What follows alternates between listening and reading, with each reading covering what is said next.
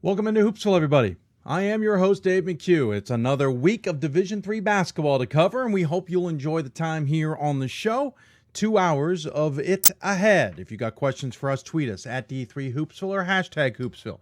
Email us, hoopsville at d3hoops.com. Join us on Facebook, facebook.com/Hoopsville, where we are streaming live as we have become accustomed. You can follow us on Instagram as well, though that's mainly for promotional reasons, at D3Hoopsville there. Of course, the hashtag there as well is Hoopsville, the standard quote for the entire show. Hoopsville mailbag segment, didn't have it last week, didn't get any questions. If you got any questions this week, send them to us, Hoopsville at d3hoops.com. You can send them when we're not on the air. It's designed for many of you who may be podcast listeners who want to get us questions. Send them our way. We will get them on the air when we get the opportunity. Lots to talk about in Division III. Forgive me, as I have some kind of sinus cold that you may hear in my voice, and those watching may notice a little bit as well. Forgive me. We'll get through it, as it were. It's been bothering me for a week. It may bother me for a little longer. It is what it is. Lots to talk about in Division III. First and foremost, lots of upsets, and we'll certainly discuss those. We're probably going to be taking an understandable step away from the Stevens Point story. Don't want to belabor it too much more. But when we do have more stuff, we will certainly bring it to you as well. Lots to figure out in Division III basketball. Let's start on the men's side, and I will take this quote from a very well-respected member of the D3 boards, Gregory Sager. He writes this evening, one half of the top 10 lost this past week. A couple of them lost twice. 10 of the 17 receiving votes lost this past week. 4 of them lost twice. Have fun, pollsters. He's right. It's going to be crazy. Let's look at what's happened. If you haven't known, Rochester lost today. They lost to Wash U 81-76. Wash U had to come from behind yesterday, and Rochester had to come from behind, not yesterday, I apologize, Friday in their previous game. But it was too much to handle as Rochester lost to Wash U. That was at the Palestra, which is significant. Amherst would love to have a do-over weekend on the men's side. Lost to Wesleyan 73-59 on Friday, and then lost to Connecticut College yesterday on Saturday, 83-76. Question posed amongst us on the D3 Hoops side is, how much will Wesleyan now roller coaster? You might remember they were pretty high ranked and then dropped out as high as 9 before losing 3 in a row. Now they beat Amherst and they beat Trinity, if memory serves. Of course, I say that a little haphazardly, realizing I may have gotten that wrong. I'll double check it. They'll obviously come flying back into the top 25, but where? I think voters will be a little bit more cautious. Yeah, they beat Trinity 65-61. Amherst, in the meantime, will fall.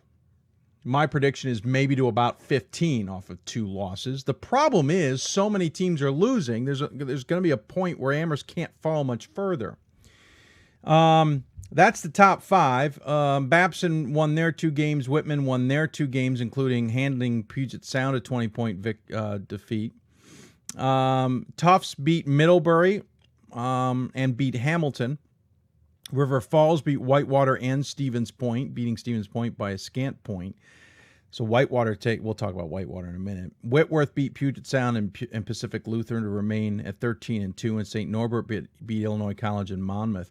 Eau Claire took a loss to Oshkosh 70-62. A little bit surprising there. Eau Claire in the top 10 will fall out. Susquehanna lost to Scranton. And we'll get a little bit more to Scranton in a minute. Salisbury lost to York 78-74 at York. Not a good loss for the Seagulls, who've now picked up their 3rd loss of the season.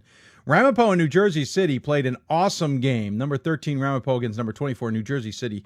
New Jersey City won 76-71 in overtime. That is Ramapo's first loss of the season. So now 2 teams who were undefeated walking into the weekend were dinged, Rochester and Ramapo. I have no reason to move either of these two teams, in my opinion. Gordon called that game for New Jersey City, and it certainly looks like it went well. Benedictine took its first conference loss in forever. Concordia, Wisconsin beat them 83-80. I will be very interested to see how voters treat that. I think Benedictine, including myself, has been buoyed by the fact that they've dominated their conference. I do wonder if the loss of Concordia, Wisconsin may take the air out of that balloon a little bit. Will they fall out of the top 25 at 14 and 11-4? I don't know. Middlebury, as we mentioned, lost to Tufts, then beat Bates. Swarthmore would love to have the week back. Barely survived against McDaniel 65-60 earlier in the week, then lost to Hopkins 70-52, and then lost to Franklin and Marshall 83-66. Swarthmore, I suspect, will tumble out of the top 25. Newman lost to Rutgers Newark. We mentioned that, I think on Thursday's show, recovered to beat Immaculata and Centenary. We did reach out to the Newman head coach to see if he could be on the show tonight. Unfortunately, apparently he had plans all day and was unable to join us. We'll see if we can talk to the Newman program at a later date. Other losses, Whitewater at 21 lost to River Falls and Platteville. They now lost 3 games in the last 2 weeks. I was surprised Whitewater stayed in the rankings in the first place. I think they'll come out of them now. Illinois Wesleyan lost to Augustana, then beat Carthage as the CCIW turns. I don't know what to make. I had started to vote for Carthage. I don't know what to think of the CCIW now. We're going to have to touch base with some friends and find things out. New Jersey City, as we mentioned. Oh, by the way, New Jersey City lost to Stockton earlier in the week and then beat Ramapo. So in New Jersey City, kind of in an interesting scenario. And one of those rare things, Claremont Mudd Scripps, who's number 25, didn't even play this week. Receiving votes, Carthage lost. Ripon lost to Monmouth. Wartburg lost 2. They're now 11-5. They lost to Buena Vista and Central. Emory lost to WashU before beating Chicago. Hamilton lost to Bates and Tufts. St. Thomas lost to St. Olaf. Williams lost to Bowdoin. Chicago had a horrible weekend, losing to Rochester and Emory. Maryville lost to Greensboro and lost to Methodist, only beat Covenant. And Stout lost to Stevens Point before beating La Crosse. That's all on the men's side, folks. It was one of those weeks. Quickly on the women's side of things, a little less, but a little bit more active per the women's side. Less than the men, but more active than on the women's side. You had Montclair, who lost to TCNJ, which was kind of surprising. WashU lost to Rochester. I think more surprising here is that, one, Rochester was 23rd. I think that was a little bit of a slight towards Rochester, but that WashU has lost 2 of their last 4 games, which is kind of the surprise here. And they lost by 14 to Rochester at Rochester. So the men trip up Rochester for WashU, but the women do not, as Rochester returns the favor. Trinity, Texas lost to Texas Lutheran. That's an interesting result. Texas Lutheran's been a bit of a thorn in the side of Trinity, Texas, and they lost by 7 today. Whitman lost to Puget Sound. I would love to tell you I'm shocked by that, but I'm not. Whitman taking their first loss of the season, losing in overtime to Puget Sound, 73-71. Whitman's a good team, but we saw Puget Sound out at the D3Hoops.com Classic, and we thought very highly of them. Messiah took their first loss of the season, losing to Albright at home, 85-82. I have said that the MAC Commonwealth was going to be tough between Albright, Messiah, and Stevenson, that Messiah was not going to walk away with this conference. That has certainly been proven here. And as we discussed on Thursday with Matt Donahue of Catholic, that the region in itself is extremely deep. When you look at how many conferences, except for the Centennial, are 3 or 4 teams deep. The Centennial is probably 2 teams deep, maybe 3. I'm not as confident with it, but the Commonwealth is 3 teams deep. The Landmark is potentially 4, maybe I'd say 4 teams deep. The CAC is 4, even 5 teams deep at the top. It's really impressive. Rochester, we talk about that win over WashU. Well, they had lost to Chicago to start the weekend. So interesting weekend in the UAA across the board. In receiving votes, Stockton, who we mentioned, lost to Stevenson. We mentioned that on Thursday. Well, they followed that up with a win over New Jersey City and a loss to Kane. So Stockton, not having a great week, but we'll learn more about them later in the show. NYU had a busy week. They beat Cortland by 20, then lost to Case Western Reserve, and then lost to Carnegie Mellon. I told you, interesting times in the UAA, especially on the women's side. Albright lost to Amherst, as we mentioned, then came back to beat Lycoming, and then, as we mentioned, came back to beat Messiah. Baldwin Wallace lost to Ohio Northern. Case Western Reserve, after the win over NYU, lost to Brandeis. Ugh, the UAA is crazy. And Elizabethtown lost to Catholic before beating Susquehanna. So a lot going on in the women's side for a change, to say the least. Now, you may notice I'm wearing a Goucher basketball shirt. Many of you know I'm a Goucher alum. I've been a public address announcer now in my 22nd season for Goucher. And the reason I'm wearing every once in a while you'll see me wear it anyway, because I'm grabbing a polo to wear. More than anything, I'll grab anybody's polos that I may have access to, as it were. Well, I'm wearing it tonight on purpose, though. Excuse me.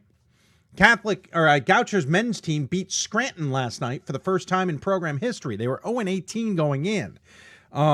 They nearly knocked off Scranton last year, if you remember, when Scranton was, I want to say, number 5, maybe number 9 in the country. Scranton needed an 8-0 run and a lot of timely free throws by Scranton and misses by Goucher to win last year. Well, it didn't work out this time. Goucher won. The only real reason I bring this up, and again, it ends an 0-18 stretch there for Scranton over Goucher. On the women's side, by the way, it's 0-20. By the way, not the worst records against Scranton. You have to go check out the Drew women's basketball team for that record. The reason I bring it up, though, was the moment afterward, right in front of me as I'm wrapping things up as a public address announcer, I noticed Karl Danzig was taking the time to congratulate every single one of the Goucher players. He was also taking time to recognize each one of the staff members. It wasn't a simple handshake, great job, and moving on. He was taking the time to look each one in the eyes, say something to that individual about the game, etc. I did reach out to Karl and say that I was impressed with that moment. It's not something I do, mainly because I don't know if it's my place necessarily as one who covers the division, not to mention as a public address announcer. Sometimes those moments are to themselves and I don't want to interfere. But I did reach out to Karl and tell him I was impressed with that moment, and he said I was correct. That's what he was doing. He realized the moment for the Goucher program, and he realized the moment on the floor. And again, the only reason I bring this up is it's a coach doing something to recognize the opponent, understanding the magnitude of that game. It's something that is not necessarily isolated to Division III in any way, shape, or form. But when I hear about things like bad sportsmanship elsewhere, I want to take the moment to recognize those things, and I want to recognize Karl Danzig at Scranton for that moment. It was certainly impressive, and I hopefully those at the Goucher program can appreciate what Karl did in that moment to recognize a team despite the loss. Another real interesting moment in that game is I thought it was a really well officiated game. There was a moment, Goucher coach got a warning at one point for pushing with the refs, verbally pushing, no physical pushing. Late in the game, one of Goucher's players who clearly didn't like a call, don't know why he was arguing, but he was, got a verbal warning from the officials. Later in the game, Catholic, as my cold is definitely bothering me, Catholic, I keep saying Catholic. Catholic's coming up on Wednesday for Goucher. That's why they're on my mind. Scranton player got a foul late in the game, about 50 seconds left. It was a blocking foul. It was the right call. He didn't like the call, said something. Don't think he used any magic words, and the ref teed him up. Though the ref immediately went to his partner, they had a conversation. He came over and rescinded the technical foul. And before you ask any questions, he's allowed to do that. I think it was a good moment of the officials understanding that warnings had been given elsewhere. It was a heat of the moment, and a technical really wasn't worthy. It may have just been an initial reaction by the official. There were a lot of things in that game that I appreciated, and I just want to point those things out and take that opportunity. So let's talk about what's coming up ahead on the show today, as obviously we have a few things. First and foremost, we will get things going with the WBCA Center Court here in a few minutes. Carol Zhu from Chapman will be joining us. You may not realize this, but by the best of our research, she is the only Chinese-American coach in the entire NCAA basketball spectrum. Well, outside assistant coach, I should say head coaches. We will talk to her about that. She's been honored for this as well, her playing career and where it's gone to coaching career and why it's so important for her. We'll talk to her coming up in the WBCA Center Court. William Peace men's basketball making waves in the USA South, only a few years into their program's history. Claude Shields will join us to talk about the Pacers. GP Gromacki from the number 2 Amherst women's basketball team will be on to talk about his team. What looks to be a fascinating NESCAC race on the women's side this year. And the game ahead against Tufts, Didn't say much, but we'll get more on it. But have you noticed how good the Amherst defense has been this year? We'll talk in depth about that. Mark Bienborn of Augustana Women will join us as well to talk about his team. Can they finish in the top half of the CCIW since the first time since 2003? And can the Vikings win the conference for the first time since 1993? Tough times on the Vikings women's side, but maybe they turned the tide. We'll talk to Coach coming up about that. And then we'll get an Atlantic report from Ira Thor, New Jersey City Sports Information Director and friend of the program. Ira will come on and give a breakdown mainly of the men's side, but we'll dabble into a few women's side things as well coming up here on the show. Get in the mailbag if you have the moment. We'll talk and answer your questions as well. Remember, email us, hoopsville at d3hoops.com. Lots of other things to talk about in Division III, certainly, and we don't always get a chance to cover it, but remember, on Thursdays, we try and focus on the Northeast, the Atlantic, the South, and the Central regions, whereas on Thursday shows, we tend to focus on the East, the Mid-Atlantic, the Great Lakes, and the West regions. However, if you have a question in general, ask it away. We'll certainly want to know more about it and do our best to answer your question as well. You've been listening to Hoopsville. We're going to take a break. When we come back, the WBCA Center Court segment with head coach Carol Zhu of Chapman. You're listening to Hoopsville, presented by D3Hoops.com from the WBCA NABC studios. We'll be back with more Hoopsville right after this. We've got more schools than Division I, more fans than Division II, and more upsets than March Madness. There's 800 programs with over 11,000 games leading to 2 national championships. And we've been covering it all for over a decade. From Eastern to Occidental, from Puget Sound to Piedmont, from Southwestern to the University of New England, and from Hope to Calvin. Nobody covers Division III basketball like we do. We're at D3Hoops.com at www.d3hoops.com. For the love of the game. That's what it's all about, they say. But for those of us who are Division III student athletes, it's more than that. It's more about team and the schools and communities we represent. And for the many of us blessed with the strength to compete in sport at the college level, we understand that with what we were given comes a special obligation. Our obligation to help those who have their own special needs and whose love for the game is no less intense. That is why NCAA Division III teamed up with Special Olympics. Since August of 2011, we and others from Division III campus communities have volunteered more than 250,000 hours, time away from the classroom and practice field, reaching across the country to coach and mentor Special Olympics athletes. And to learn that in giving, we receive so much more in return. Help us keep that dream alive. Be part of it. Get involved. You can make a difference. My name is Marcus Walker. I was All-State, won a state championship, a high school All-American, and played college and pro ball. I played because I love the game. I grind to be the best. I sweat because I put in work. I'm strong because I believe. When I want to bring it before game time, I come to the house that college basketball built, the CBE. No matter your skill, take it to another level. Elevate your game right here at the College Basketball Experience at Sprint Center. My name is Marcus Walker. I was All-State, won a state championship, a high school All-American, and played college and pro ball. I played because I love the game. I grind to be the best. I sweat because I put in work. I'm strong because I believe. When I want to bring it before game time, I come to the house that college basketball built, the CBE. No matter your skill, take it to another level. Elevate your game right here at the College Basketball Experience at Sprint Center. And welcome back to Hoopsville, everybody. Hope you're enjoying the show. We're early on in this Sunday broadcast. If you got any questions for us, tweet us at D3Hoopsville or hashtag Hoopsville. Email us, hoopsville at D3Hoops.com, or join us on Facebook, Facebook.com/Hoopsville. Of course, we're Facebook Live broadcasting the show as well, and we hope you're enjoying that production as well. Someone listening to the show, Patrick, says, agreed, Whitewater should drop out of the poll this week. I agree, too. 3 losses in 2 weeks on a team that I hadn't really played much in the non-conference to really impress me, at least. Listen, they were undefeated. I get that. That's impressive, but their only significant win was to a Ripon squad, and it's not a knock on Ripon, but that isn't the most impressive thing I've seen. And now they've lost, 3 of the 4 to start conference play, so I think Whitewater will probably jump out of the poll as a result of it. Also, got another comment from a friend of mine. The Centennial Conference, not as deep. You know what? I was probably being kind. It probably is a 2 conference race at this point. Probably not much deeper than that. I certainly can't disagree with that assessment, but at the same time, maybe just trying to be a little bit kind. So, nonetheless, if you've got questions for us, tweet us at D3Hoopsville or hashtag Hoopsville. Email us hoopsville@d3hoops.com. Join us on Facebook at facebook.com/Hoopsville.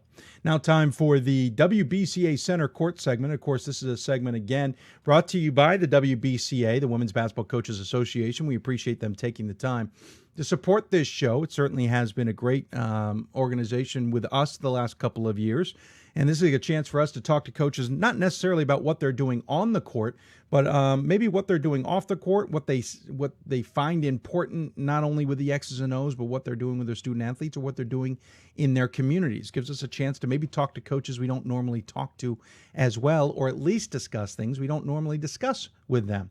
One of them that we got from the WBCA certainly caught my attention. It is Carol Zhu, head coach of the Chapman women's basketball program. By all accounts and by all research, she is the only Chinese-American head coach in the entirety of Division III basketball, or I should say NCAA basketball. Well, this seemed like a no-brainer to us. So we go to the Hoopsville hotlines, brought to you by the City of Salem, and Carol Zhu joins us there. Coach, welcome to Hoopsville. Thank you. Thank you for having me. Absolutely. Thank you for taking the time. First and foremost, 7-7 on the season, but more importantly, 4-1 in conference play. You've got to be thrilled with how you've responded. The team's responded to starting things off in conference action. Well, you know me. I don't know, but I always want better.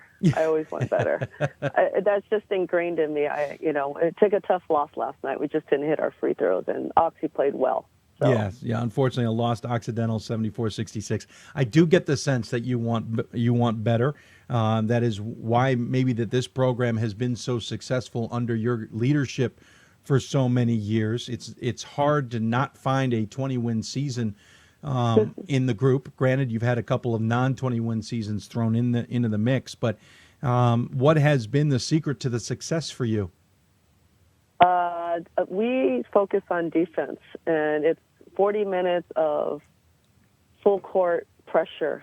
We just got to make everybody tired because we're not the tallest, but we are fast, and we just try to give the other team a different look for 40 minutes.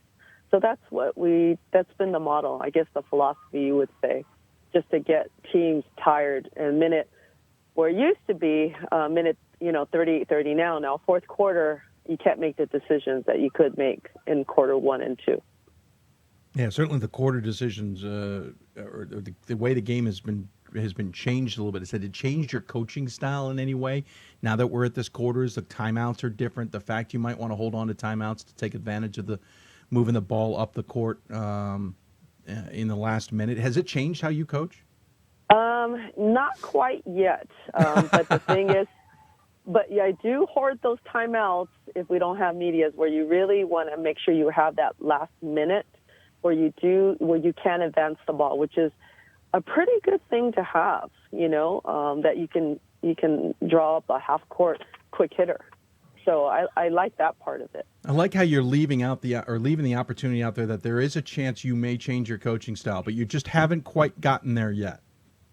You know what? Until I get a 6'2", 6'3", I may change it. But you know what? It's fun watching the kids go up and down the floor, and then you can play more kids. Yeah. So that's the point, right? You want to give an opportunity as you can to as many kids on your team. You definitely don't have a tall team. You have a couple players at 5'10". Otherwise, everybody else is pretty much in that 5'5" to 5'7" stretch of heights. So you do have to kind of go with a different mentality. Obviously, defense is what you stress, but on the offensive end, what's the game plan for you guys to take advantage of whatever opportunities, since it isn't necessarily on paper a high-low game? Well, it's a transition. Your defense creates your offense. That's what you got to do. And, you just got to get them on their heels, find where they're trying to rest, where they're trying to take a moment. That's where we got to say, hey, they're backpedaling, that's where you got to attack them. And I think that's the little things that we can do where I think teams take that break. We're saying we're not going to let you take a break. That's where we're going to have our opportunities. Talking to Carol Zhu here, head coach for the Chapman women's basketball team. Team is 7-7 on the season, but as we said, more importantly, 4-1 in the conference. They sit a half game behind Occidental, tied with Cal Lu and Claremont Mudd Scripps in that conference race. Coach, obviously you know this conference extremely well. You played at Claremont Mudd Scripps when you were a player, and you've obviously coached here at Chapman, who was out of the conference for a while and then into the conference. How do you see this year's season shaping up the rest of the way? Well, I always say, and people say, "Oh, are you rebuilding?" I don't say we're ever rebuilding. We're always going to be in the top 4. I don't care. We just ingrained that into our program, that we don't settle for anything less. Really, in my mind, top 2, but I tell them top 4. I always want to say you set your destiny. You win the SCIAC so you can have a chance, or be in the top 4 so you have a chance to go to the playoffs. Because as an independent, we used to go all the time, and it was a nice thing. And for me, it's more about letting the kids know what that feeling is about. You know, to know what it feels like to go to the dance and to be able to play other schools in other states. That's what it really is. It's an interesting point of view. Obviously, where you're located, you end up being isolated and you're sent somewhere, whether it's to the Northwest or to Texas or somewhere along the lines. It's hard to sometimes gauge how good or not good the SCIAC teams are, considering where you're located. But I love the idea that you say there of giving the chance for these student athletes to go somewhere else in the country and play. That is that. Obviously, that drives the season, so you can be in that situation. But how great would it also be to maybe make a run in the NCAA tournament?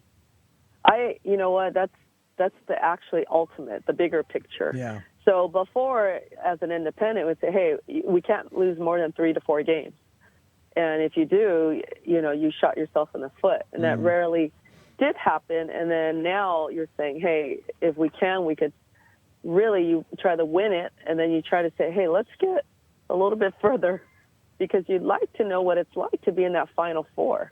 I mean, that's an ultimate for me. That would be what I would really strive for. Sure. And that's the hence of playing a bunch of top 10 teams this year. Like, you're going to talk to Coach GP, and hey, they're one of the best teams I've ever seen in the nation. They're tall, they can shoot, and they can play D, and they're fast.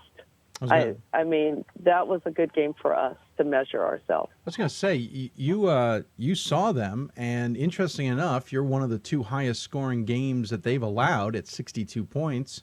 And I say this with all respect, you only lost by 17. They've been blowing teams out by 39. That was a good test for your team, and you actually played pretty well against them. What did you find that worked?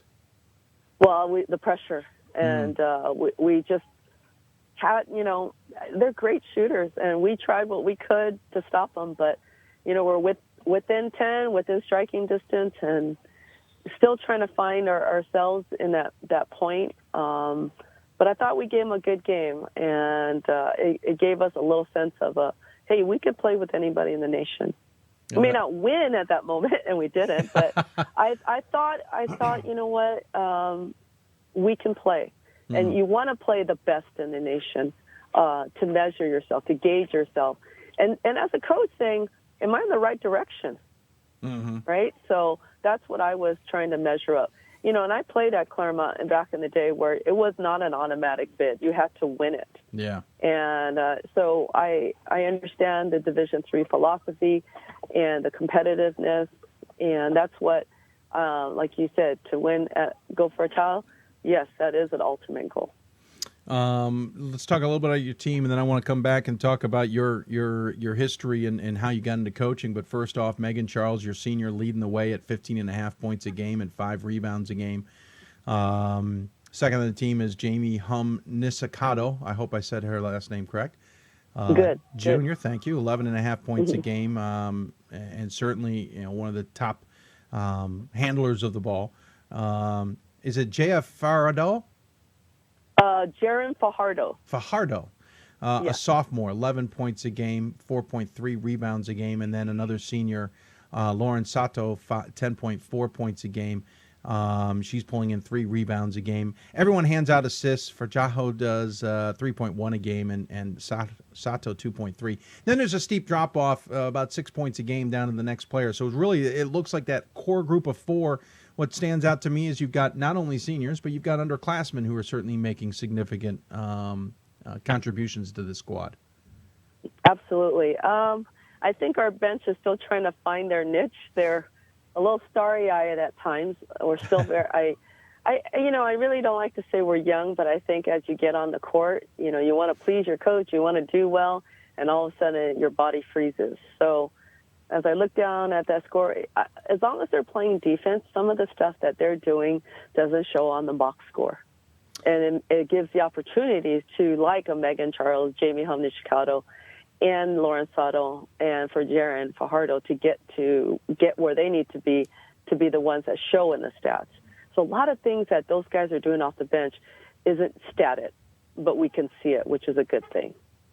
13 players have played in 70% of the games at least, and I think I got about 8 here playing double digits in minutes, so at least a quarter of the game. So you're willing to go deep on the bench and give them the opportunity to learn, and maybe even learn to fail as well to excel down the road. Absolutely. You need that. You never know when someone is going to get injured or something else happens. Someone's got to step up. Fajardo stepped up last year when our freshman point guard went down a couple times, maybe with an ankle injury or got hit in the head, and she came off the bench and just did a heck of a job of coming off to being the one, now hence becoming the starting point guard this year. So you got to be ready. But more so, it's anything. It's a mental thing than a physical thing.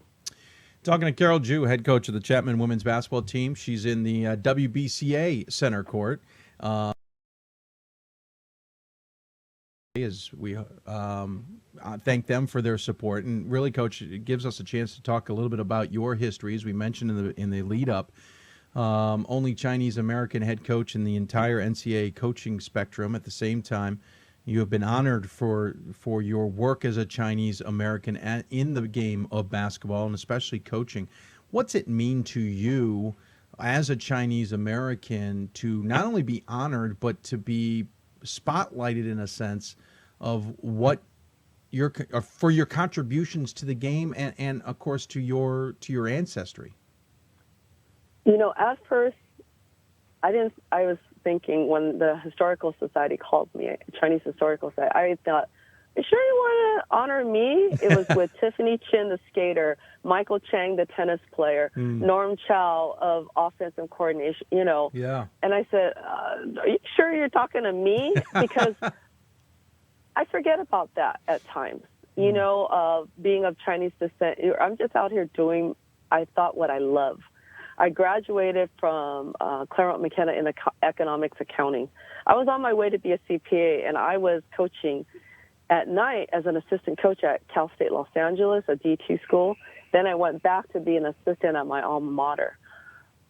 So my head coach there, Jody Burton, takes a sabbatical, and I thought, if I don't know, maybe I'll apply for some jobs and see what happens. But I can be an assistant and then work, as an accountant in the morning. Well, the Chapman job came up, and I said, I'm going to go apply for fun. If not, I better go to business. I've sold cell phones. I've been a travel agent, a jack of all trades, right? So why not? I'll just try it. Well, look where I am 14 years later. I'm still here. So I found my niche. Yeah, what it is coaching young women. And I love basketball. I still play it today in a 40 and over league, in an Asian 40 and over. I play with my sister. Our dad is 75 years old. He plays. My sons play. And that's how I met my husband on the court, coaching a Chinese Rotary Club. So what I do, and for the community, is I hold a lot of clinics for the Asian community of all ethnics. And it's to do those things and give back to the community who has been very special to me. And again, I didn't think about it being in an ethnic way. I thought more, I'm just doing something I love to do, play basketball, and I have an avenue to do it. Have you seen, a lot of teams I see on the West Coast, especially in the SCIAC, we see a lot of Asian descent on those programs. But have you seen an increase of it, or have you seen an increase in the Chinese American player, maybe a little bit more? Obviously, the NBA player, it just escaped my name right off the bat there, but had an influence a little bit too. But from your vantage point of being the head coach of a program, have you seen a little bit more of an increase there in the ranks of basketball? I would say in the last 20 years, at least been one or two on each team, and a couple of schools with D1. More Asian than just Chinese. I would say Asian all the way around, from Japanese, Filipino, Korean, Chinese, and maybe a lot that are half descent of Asian. And a lot of them have been playing in every division. In LA itself, we had Jane Hagia at USC, and she actually played a little bit of pro. And then we have another one that played at UCLA who now also works, Natalie Nakase, works for the Clippers. And so there a little bit of everywhere, where when I played, maybe one or two in a conference, and that was it. What do others say to you about the fact that you're a head coach of a college program, that you're out there representing your heritage? We should mention, by the way, that you were 3 months old when your family emigrated to California from China. What do people say to you about your contributions? At first I was getting a lot of thank yous, and I said, for what? Yeah. I just think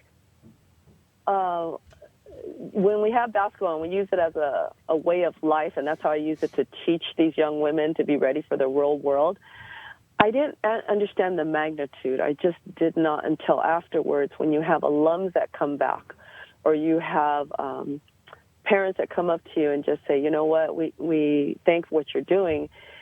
I took a step back, a big step back. You're talking about where we're from, the villages of China, where there was no running water. And we went back this past year with my kids and a family, and we played against my dad's junior high faculty outside in 90-degree weather.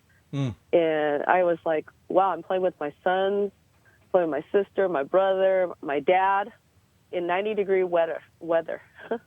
And I said, wow, look what we are doing and what we do back in Los Angeles. And then you have people.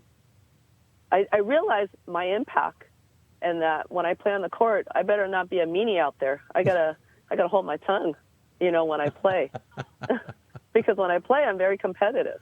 So, well, nothing. But I'm very thankful. Well, nothing wrong with being competitive, though. I'd hate to be your players if you ever wanted to prove a point to them. I have a good feeling that you could probably still outplay some of the players you have on your team. It's great to see. I'm thrilled that to read more, and I read quite a bit in the last few days about your contributions, and it fascinates me.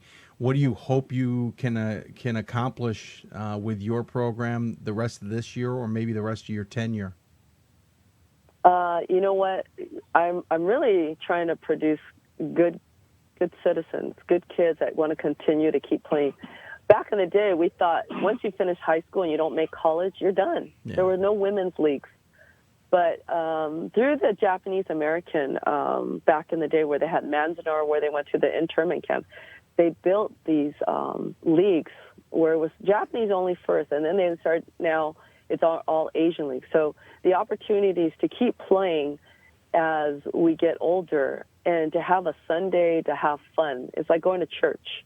You play basketball, go eat breakfast together, and do the rest of the day. For me, it would be like going to practice later. But it's nice to get a sweat, play with friends, talk about basketball, talk about, okay, what happened last night? Why did you guys lose? It's a great social thing. So that's what I'm trying to teach the present Chapman players. It doesn't just stop here. And what I try to tell them, that how you practice is how you live your life. You got to come to practice ready to go. I know you've had 3 midterms or you didn't sleep, but in the real world, when your kid is crying and they don't want you to go to work, well, if you don't go to work, who's going to pay the mortgage? Who's going to pay that car payment? Yeah. Who's paying for your iPods and iPhones, right? So that's kind of like the parallel I'm trying to teach them. Interesting. And then trying to be that hard-nosed coach on them, because they said, hey, you don't have to play basketball. But in the real world, you're really going to want to fire your boss or fire your teammate that you can't get along with? find ways to make it work. And that's the whole reason of being in a team unit. You're not always going to like each other, but you're going to go to battle for each other. I meant to ask you, what was your decision to move from playing at Cal State Los Angeles to playing at CMS? Well, at Cal State LA had a great team, and I those girls and I are still friends today, and we still play basketball together. But I don't think I was in the works. I had walked on there, and I actually had been denied from Claremont 2 years before that. And so I said, you know what, I'm going to try it again. So I contacted Jody Burton and said, hey, would you still want me? I'm going to apply. And ended up trying to figure out things if that was the right thing to do. And ended up, yes, right place to be, great to learn through Jody at Claremont. Though my aspirations were not to coach. I was ready to go into business, but it kept calling. So sometimes it doesn't work out where you're at, but you learn a lot. And you learn how to be that great team player. I was number 15 on the bench at Cal State LA to being the starting point guard at Claremont, but being very empathetic and compassionate towards number 15 at Claremont, saying, we need you as much as, everybody else on this team. So, and then doing that in coaching, knowing, hey, I know number 15, I'm not giving you playing time, but your hard work and work ethic at practice is making my All-American better. Yeah. So that's how I've learned from it, and everybody's an asset on your team. Fascinating point of view. Coach, I appreciate you taking the time to join us. Before we let you go, we always ask our WBCA Center Court guests a few questions so we can kind of compare what coaches think to these, if you don't mind. And they're fun. No, they don't have to be complex answers. If you don't want them to be, whatever comes off the top of your head. How's that sound? No problem. All right. So the first thing is, what is your favorite thing about coaching, especially in Division III? Favorite thing is just the day-to-day games thing, the day of game. Just having that excitement, because once the ball goes up on a jump ball, it doesn't matter if it's D1, D2, D3, or rec ball. It's competition. Yeah, good call. What's your biggest pet peeve? Mental lapses. I can see that. Not being present. Yeah, not being aware of what's going on, not being part of the game. I get you. What's your favorite rule or nuance in the game? The advancement. That's my favorite rule. Okay. New thing. Is there any rule you would want to see added, removed, or changed? Would there any be rule? I really like that we had 10 seconds, but right now I think we're pretty good. Pretty good? Yeah, the only thing is I think it's more subjective than objective is the hand checking. You just don't know when a ref's going to call what they're going to call. Sure. So, I can see that. Any pregame ritual or superstition? It's funny, I get dressed up for the games, and so everybody sees me in sweats. So I always think I'm going to wear sweats before a game. So 30 minutes before we meet the team, I put on my suit, my heels, I'm in a dress, whatever it is, makeup on, hair curled. I walk in, half the people are saying, where's Coach Chu? And I love it because they can't tell who I am. I'm totally a different woman when I walk through. That's my pregame ritual and get myself ready. Because they're looking for the ponytail, they're looking for the sweats, and I come out 4-inch heels in a skirt and everything else. And I've had it. Many people are saying, where's Coach Chu? And they're like, that's the one with the makeup and heels. It's almost like you're putting on your uniform. Yes, absolutely. What's your craziest travel experience? We were in Portland, Oregon. Let me tell you, it was snowing. It didn't snow for weeks or months. All of a sudden, we're about to go to Linfield, and it usually takes 20 minutes. Yeah. It took over 2 hours because of a snow flurry. Had to get a bus, and the bus driver drove 10 miles an hour. Oh. And we get there, and they said, sorry, you only get 20 minutes to warm up. Oh. I'm thinking, that's it? We ended up losing that game. We ended up missing our flight. Oh. But somehow, some way, they got us on a different airline. But you're talking about California kids who have never experienced that much snow. And so it was the trip that we couldn't believe, but it was a crazy trip. Wow. So it was good, though. But it was a nice experience because I said, hey, this is what's going to happen, and you got to be ready to play. And a lot of kids, they weren't, and it was an example to make.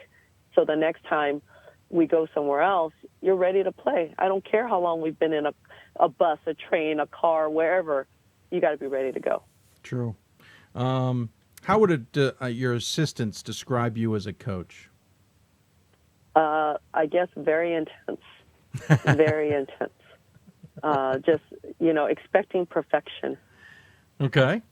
What can you tell a recruit that usually gets them excited to commit to your school?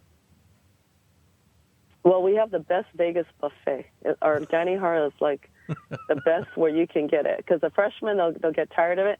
And when they become sophomores, they're thinking, we miss that buffet in the dining hall. But when it comes to basketball, I just talk about how one year we had 9 players, and we went 6-5 at Christmas. And our tallest player was 5'10", and then we rolled 17 straight. Everybody where we traveled for NCAA looked at us and they said, are you the swim team? Are you the soccer team? No, we're a basketball team. And we had one of the funnest years ever. And I tell them, if I can coach a 5'1" point guard, Lauren Kanayama, to be one of the best that we've had, to a 5'10" center and make them believe in themselves and win 17 straight games, I can coach you or anybody to being great. Good call. Finally, I think we've gotten a hint to this one. When you retire, what do you hope people will remember you as a coach? That through all the hard work, it was still all about fun. Nice. That's what I hope. I like that one. Coach, I really appreciate taking the time. Enjoyed chatting with you. Congratulations on the season. Congratulations on your career so far. Certainly well-deserved honors as well. You represent your heritage tremendously well. Not that I'm a judge of that in any way, but I'm certainly impressed. We always give the coach the final word. Is there any final thoughts you'd like to share with those who may be tuning in? Well, I'd like to thank you first for doing what you do in D3. I think it's one of the best divisions to play for. I've been at D2. I can't say I know anything about D1, but D3 is where it's at. It's you could be the whole student athlete and still feel like you've given something to yourself and to your school. I've been lucky to play in it, coach in it. And if you want a life and you want to say you've been a student athlete and then go on to be a professional in whatever you do, from physical therapist to a teacher, a coach, this is where it's at. And this is what you want to do. But you present, Dave, to us where your voice gives us so much more and give us credence to Division III. Credibility, respect in all aspects. Thank you so much. Well, thank you, Coach. Appreciate you coming on the show as well because it makes my job a little bit easier. But thank you very much. Congratulations and good luck the rest of the season. Thank you. You gave me 10 minutes. I'm about to coach my son. And thank you for everything that you've been doing again. Okay? Absolutely. Good luck. A lot. Good luck tonight. Thank you. Thank you. I appreciate it. All right. Okay? Take care. All right. Bye-bye. Bye. Carol Jew joining us, spending some quality time with us. Appreciate her taking that time with us. Certainly, as you heard, she was busy getting ready for something, and that segment went a little long, but I appreciate her taking the time. Fascinating story there at Chapman. We'll keep an eye on Chapman and the rest of the SCIAC the rest of the season. We're going to get going. We're going to come back. We'll go from the West Coast to the East Coast. We'll go from Chapman to William Peace, and we'll jump from women's to men's basketball. Follow along with us. You'll figure out what we're doing. You'll listen to Hoopsville, presented by D3Hoops.com from the WBCA NABC studios. Back with more after this. I used to never really talk. Ever. I was afraid if I said something wrong, everyone would laugh at me. But then I started to play golf with Special Olympics. It helped me to find my voice. And now everyone else is speechless. This is why we love sports. It's in the way they play, free from the pressures and all the money talk. Playing for simply the love of the game where everyone has a shot at their definition of success on and off the field. This is what we love about sports, and what we can still love about college sports.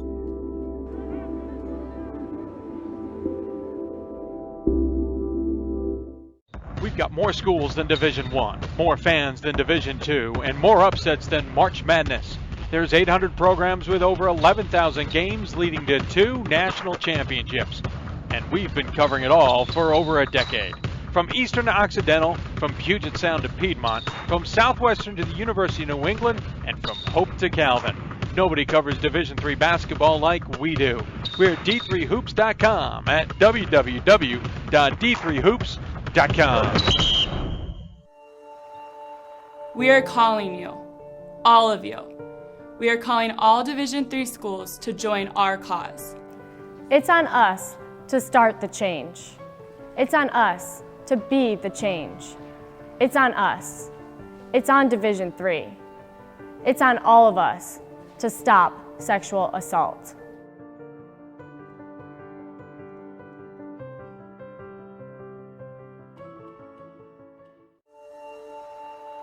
We are calling you, all of you. We are calling all Division III schools to join our cause. It's on us to start the change. It's on us to be the change. It's on us. It's on Division III. It's on all of us to stop sexual assault.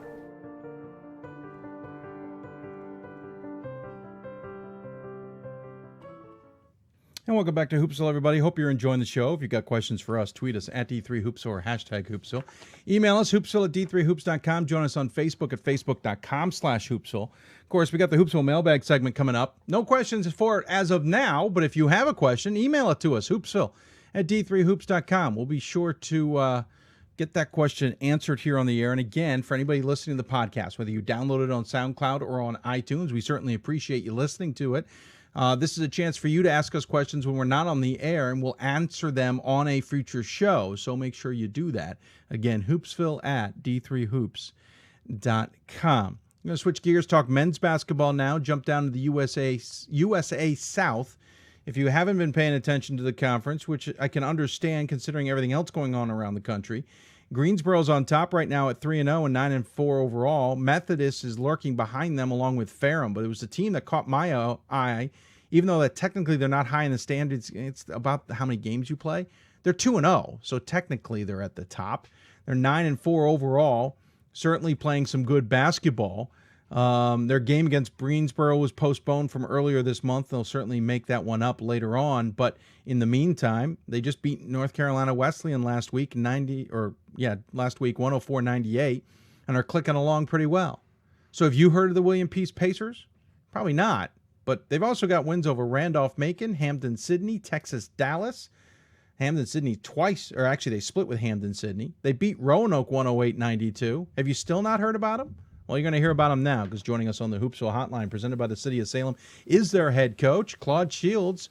Coach, welcome to Hoopsville. Thanks, Dave. First and foremost, heck of a season here. I know a couple times I saw games early on, and Emory beat you by 20. I said, okay, I probably expected that, but then you respond back by beating Texas-Dallas by 9. I went, interesting. You beat Hampden-Sydney, you beat Randolph-Macon. It certainly got on my radar, and then I saw what you were doing in conference with a 2-0 start. Made me wonder what exactly is going on with the Pacers. So thanks for coming on and maybe answering that for us. Yeah, definitely. Thanks for having me. Obviously, 2 of the last 4 you've unfortunately lost. You lost to SUNY Westbury right after the Christmas break, but got back on the horse, as it were, beating Pete Greensburg. The Greensboro game got postponed, but the North Carolina Wesleyan game was certainly a statement game for you guys, really high scoring. But it feels a little disconjointed. Is that a fair assessment, maybe because of that Greensboro postponement? Definitely, yeah. We really, we don't get a ton of weather in terms of snow down here in the South, but we got some weather last weekend. We were actually just to play 2 games, Greensboro and Methodist, and those games being moved kind of just threw us off. Obviously, when you have weather, it changes practice plans and game travel, everything. So we went for a little while without a game, and so it took us a little while to wake up over in Rocky Mount against Wesleyan, but I thought we played really well in the second half to go win a game where we had not had a lot of success, albeit in our brief history, but we hadn't won there yet. And so Wednesday night was our first win over in Rocky Mount, which was big for us. Obviously, not playing this weekend, too, will kind of add to that disconjointed feel when everybody else is playing. And it's just a testament to the schedule, really, of everything. As you say, the postponements and such as well. You got Methodist coming up on Wednesday on the road. You'll then play Averett at home. Averett certainly had a pretty interesting start to the season as well. 4-11, but kind of gotten the things rolling in the last few weeks. Then you got Maryville and Covenant to round out the season, and obviously we're still trying to figure out when you're going to get that. You got to get that other Greensboro game in at some point. What's the message to the team here as things kind of get a little bit condensed, get a little bit tighter, and the schedule's kind of a little bit in flux? Yeah. For us, we were coming back from Christmas break. Actually, in the Westbury game, we had some injuries. And anytime you take a long break, guys come back, maybe their conditioning has changed a little bit. But we had an injury, and so it was kind of a blessing in a way that we had those games moved because we've been able to have a little bit more practice time, a little bit more time to recover. But now, the bad part of that is you get a bunch of games right in a row. Yeah. But I think that we are, with how we play, the up-tempo, we want to get a ton of possessions per game. We play 10, 11 guys. And, at times when we talk as coaches with my staff, there are times where we want, our 12 through 14, we think, or 15, 16, we think are really good. And so that really helps us when we go, especially when we get deep into, like you said, the Maryville and the Covenant and the back-to-back games that we have in conference play. You need a lot of depth to go be able to try to win 2 games in 2 days. So I think that'll really help us as we go forward. But being healthy is a step in the right direction. Knock on wood, that never lasts as long as you may like. But I think with our depth, that'll definitely help us as we go through conference play because it is a tough league. Yeah, I now see that Greensboro game has been rescheduled for the 22nd. Talking about back-to-back, you'll play Averett at home. Then you'll play Greensboro back-to-back there. So that's Saturday, Sunday, with Methodist being on the road on that Wednesday, and then followed up 5 days later, you'll be on the road at Maryville, followed by Covenant in back-to-back games. So that's kind of where things get a little bit condensed. And then you'll see Greensboro yet again on the 4th of February at their place. So, this is a team that won 9 games, won 11 games, I believe, won 13 games, have kind of been lurking. Is this start to the season that we've seen an indication that this team is going to be at the top of the conference or at least maybe in the conference playoff and could maybe make a first ever run to the NCAAs? I would certainly hope so. This is our 5th year as a team, obviously with our transition to being a co-ed institution. And the 3 seniors that we have were all instrumental 2 years ago when we finished second in the league to Averett. We actually were going up to Averett the last weekend of the regular season, ended up losing by 5. But the 3 seniors that we have all started in that game. And so it was an awesome atmosphere to play for a regular season championship, especially only in our 3rd year. But then they got to go through that on the losing end, and I think it stuck with them last year. Didn't have as good a year as we may have hoped, but they've improved, and they're really leading us this year without a doubt. So I think that just having that experience, and they played a ton of minutes for us, and really helped put our program where it is. So we're excited with what those 3 can do for us, and then I think we have some balance with some new guys, some freshmen and sophomores. We had the rookie of the year in the conference last year, Cody King, who is a sophomore for us. So we got a lot of different guys who we think on any given night could help lead us on the offensive end. And then we got a bunch of guys who can defend as well. So that's a good combination. Yeah, you got Chris Thomas, who's a senior, along with Ryan Empfinger, a senior leading the way. Empfinger is 16.5 points a game, 6.9 rebounds a game. Thomas at nearly 16 points a game, 4.8 rebounds a game. Jalen Vince, another senior at 10.2 points a game, 4.5 rebounds, and Jay Hicks, a freshman, sits there 4th at 9.9 points a game, essentially in double figures. 5 assists a game from Vince, by the way. That's always a number that jumps out at me. That's pretty staggering as well. So obviously a lot of senior leadership here. Obviously, the guys who've come up with the beginnings of this program, they would love to do something to leave their legacy here. Does that add pressure, though? Do you almost have to dial them back in some way? At times. I think one of the things that we really like to do, I'm a history guy. That was my major when I was in school. So we love, and I think it fits in well with our program, just being new and starting it from trying to build it from the ground up. But, we talk about things that we've never done before. We don't put a ton of, program goals in terms of let's win this many games, let's win the league, let's do this. But we do talk about things that we've never done before. And so one of the big things in that is, obviously making it to the NCAA tournament. That's something that actually no one, since we've been a four-year school, even back before we were co-ed, none of our women's programs have been either. So that would be a big thing for us. Obviously, it's a big thing for anybody to go. But we love talking about those never things. And, heck, my guys have heard it for, back when it was get our first D3 win, to get our first road win, whatever it may be, we still have those things that, only in our fifth year that we still talk about. That gives us, I think, a little bit, more tangible things that you can control day to day, more so than the letting the big stuff kind of get you too out of focus. But I think that's something that our guys really respond to, and it's been fun. We don't hide from the fact that we haven't done things before because we're new, but I also think we're trying to make a name for ourselves to where we make people forget that we're only in our fifth year. This is a large conference. It is large. That's the truth. And I'm being generous in the sense it's not. The men's side's smaller compared to the women's side. The women's side is ginormous. Yeah, the women's side's crazy. You have 11 teams in the conference. You only play 14 games, so you kind of take the ODAC style, where you play a different set of a schedule. But how much? I'm trying to find the.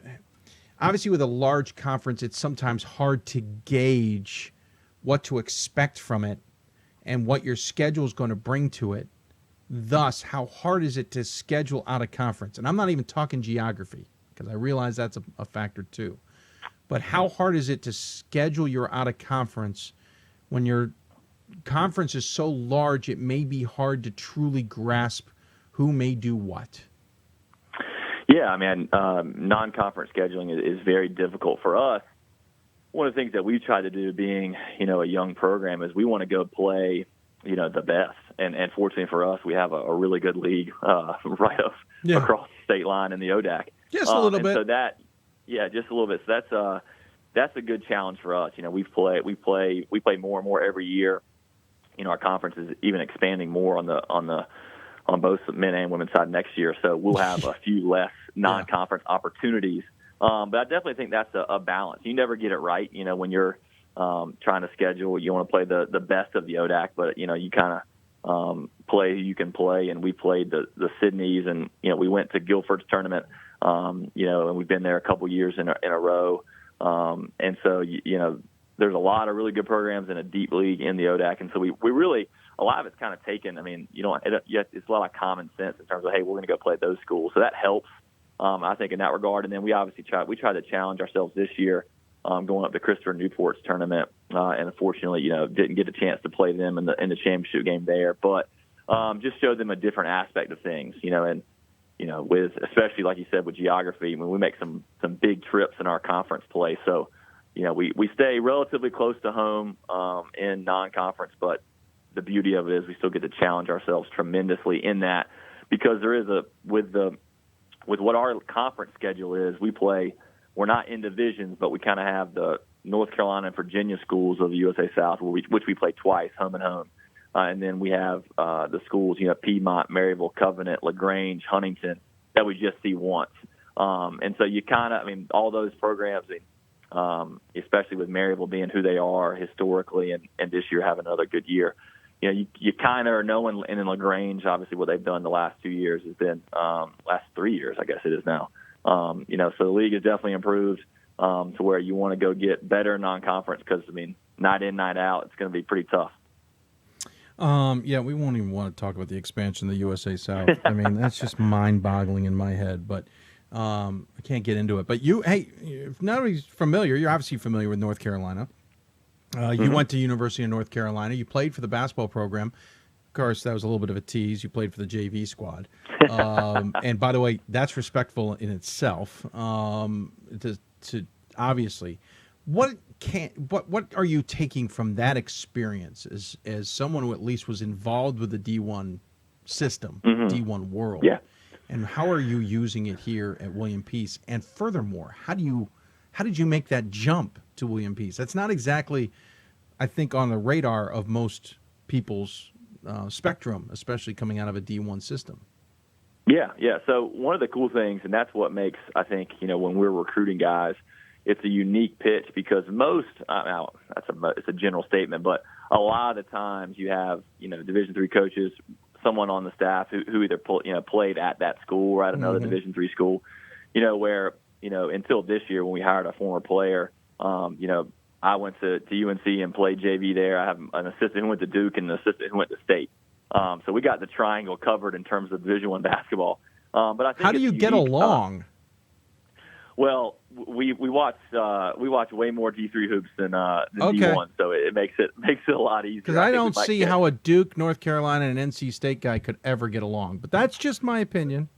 Well, it helps when I have to throw this in there when Carolina beat State by 50 last week. That helps. That makes it a little easier. Gotcha. Yeah, I see what you're saying. Anyway. Yeah, but yeah, so it was I went and chose to do kind of the opposite of what we're recruiting now. Going to a small school and playing, and so I think that's a positive. I know what it was like to be in their shoes, but then to choose a different option, which was a great option for me. I loved it. Kind of getting the feel of the Division I experience, and we got to practice every day after the varsity team, and I was there in 2009 when they won the national championship, which was awesome. And so I got to see that, and when I was leaving UNC, I didn't know much about Division III. I'd been recruited by some Division II schools, but when I left, I knew I wanted to coach or go to law school. My dad's an attorney, and he told me it'd be cheaper to go test out being a coach than going to law school, which was very, very true. And so I got hooked on at Guilford with Coach Palumbo for a couple of years, and it was just when they were coming off their back-to-back Final Four runs. But was there, and then my actual former boss, former high school coach who became my boss, was an AD here at Peace. And so I left Guilford to come here to Peace. And so, which is crazy, only being 30 minutes away from where I went to school and had an awesome time in Chapel Hill. I get to now recruit kids to come to Raleigh. And I shouldn't make fun of NC State because I want State to do well, because when State football and State basketball does well, it helps my recruiting pitch. So nice. I need to, I shouldn't gloat too much over that win. But I think just having those, being in a city, and we're right in downtown Raleigh, and having kind of the experiences that my assistants have had, going to State, and we just hired a former player who graduated in that first graduating class a couple of years ago. It's a neat to have all different types to get to help kids and their families go through that recruiting process, because we each made our own choice, and there is no wrong choice as long as you find the right place for you. Before we let you go, obviously this start is good. It's good for the program. You're 9-4. You've already met the win total from 14. You're knocking on the door of the win total from last year and the one before that. Obviously, you're in position in the conference right now on top, but there's a lot of work to do. We're kidding ourselves if we ignore the fact you've still got, 12 games left on the schedule. That's right. But is this a team that people should be paying attention to? Kind of what I asked you earlier. Is this a team that's going to maybe shake up the USAA South this year and maybe be the team to watch? Well, I hope so. But I think that, we, having the run that we had 2 years ago, I think, we got, it's a fun transition to go from, I think the first 2 years we were in the league, we were kind of that game you circle on the schedule saying, hey, we're playing Peace, home or away, it's going to be a win. Which is fine. I think if you go back and look, even in our first year in the league, we went 3-11. I mean, we lost multiple overtime games. I mean, down to the last possession. I mean, we played hard. We weren't the most talented bunch in the world, but our guys played hard and have always done it. And then, in our second year, almost won the league. So I think we got a lot of that attention then. Now, I think the league is certainly stronger last year and this year than it was 2 years ago. But last year took a step back. I certainly think with the experience that we have, our guys have been through it all. I mean, those seniors have played a ton of minutes and been in every type of game, whether it's up 15 and have to hang on to a lead, or down 17 with like 4.5 minutes to go at Ferrum, like we were a couple of years ago. So they've been through it all, and I know that our guys, regardless of, I just told them on Wednesday night after the game at Wesleyan that we found ways, even with our start this year, to win in different ways. If you look at some of our box scores a little bit closer, and two of our losses post Christmas, we went 6 for 60 from three. And against Westbury, we still had a shot at the end to win the game, and just came up short on a three. But we rebounded it really well. We're top 10 in the nation off the rebounds per game, which helps if you miss some shots. But I think we do have a team that can continue to get better as we go throughout the year, and it's going to be a fight. Going down. The 3 games we have this week will be tough, and then we got 9 more after that. It's going to be a fun challenge that I know our guys are looking forward to. So hopefully we're still in it at the end, but I know that if we're not, then hopefully we'll get a chance to go into the conference tournament and win a couple games in 3 days to make that NCAA tournament a possibility. Well, Coach, I appreciate you taking the time to join us and chat about your squad. They've certainly stood out to me, and I was fascinated, so I wanted to get a hold of the Pacers, and I'm glad I chatted with you. Obviously, as we said, 12 games still ahead, and there's a lot, technically half your season still to go. Right. A little bit of a condensed thing here, but I'm looking forward to seeing how it plays out. As always, we give the coach the final word. Any final thoughts you want to share with those who may be tuning in? Definitely. Well, I need to check, and so I see that the Packers finally won. Not a Packers fan, but I was trying to follow along that as I talk to you. I just wanted to thank you for everything you do for D3 Hoops. It's been a pleasure to, as we've grown our program, to always, we get to read about, the games across the country and the NCAA tournament and everything, and to be a part of it. I think as we grow and get better is awesome for our program. So we appreciate you noticing us and giving us a chance to come on and talk about what we're doing here at William Peace. But thanks again for all that you do. Absolutely. Well, thank you, Coach. Appreciate it as well for coming on the show. Good luck the rest of the way, and we'll look forward to talking Pacer basketball in the future. All right. Thanks, Dave. All right. Claude Shields joining us from William Peace again on the City of Salem Hoopsville hotline. Again, they got Methodist coming up on the 18th, and then back-to-back games against Averett and Greensboro. So a bit of a busy week, but really, really a busy schedule the rest of the way for the Pacers. We'll see how that shakes out. We'll see how the USA South shakes out. The standings are a little bit tough to understand, but basically Greensboro's on top with William Peace. Greensboro's 3-0 and William Peace is 2-0. Then Methodist and Ferrum are second at 3-1, and then Piedmont at 3-2, followed by Maryville and Averett at 2-2. So that's kind of an idea of where things are shaping for them. Going to take a break. When we come back, we'll switch back to women's basketball and talk to the number 2 team in the country. GP Gromacki joins us from Amherst. Why they may be better than they've ever been before, and why it's all about the defense, and why he's also not looking much beyond his own team. You listen to Hoopsville, presented by D3Hoops.com from the WBCA and ABC studios. More Hoopsville when we come back. My name is Marcus Walker. I was All-State, won a state championship, a high school All-American, and played college and pro ball. I played because I love the game. I grind to be the best. I sweat because I put in work. I'm strong because I believe. When I want to bring it before game time, I come to the house that college basketball built, the CBE. No matter your skill, take it to another level. Elevate your game right here at the College Basketball Experience at Sprint Center. I'm a Division III student athlete, and I know how powerful words can be. The term gay doesn't mean stupid, lame, or less than. So I pledge to speak up if I hear the term gay used in a derogatory way or any other homophobic terms. If you can play in Division III. I'm a Division III student athlete, and my teammates unconditionally accepted me as part of their family.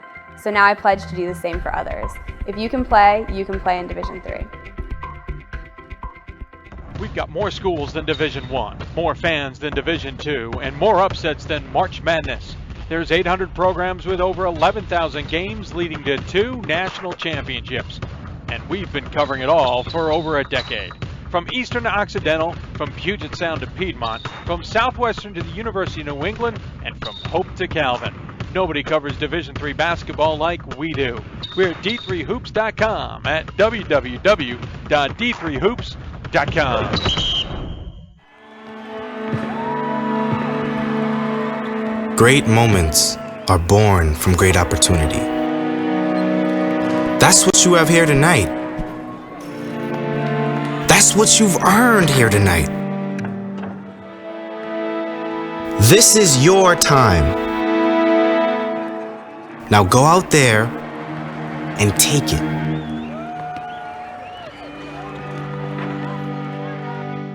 Welcome back to Hoopsville, everybody. Hope you're enjoying the show. It is Sunday, of course, and we're on air every Thursday and Sunday at 7 p.m. Eastern Time. But if you can't listen to us live, catch up on demand or check out the podcast. You can download them on SoundCloud or, of course, as well on iTunes. If you've got questions for us, tweet us at D3Hoopsville or hashtag Hoopsville. Email us, hoopsville at d3hoops.com.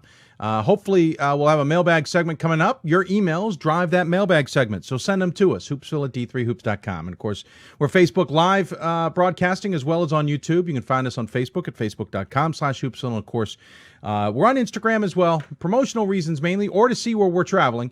You can find us on Hoopsville at D3Hoopsville.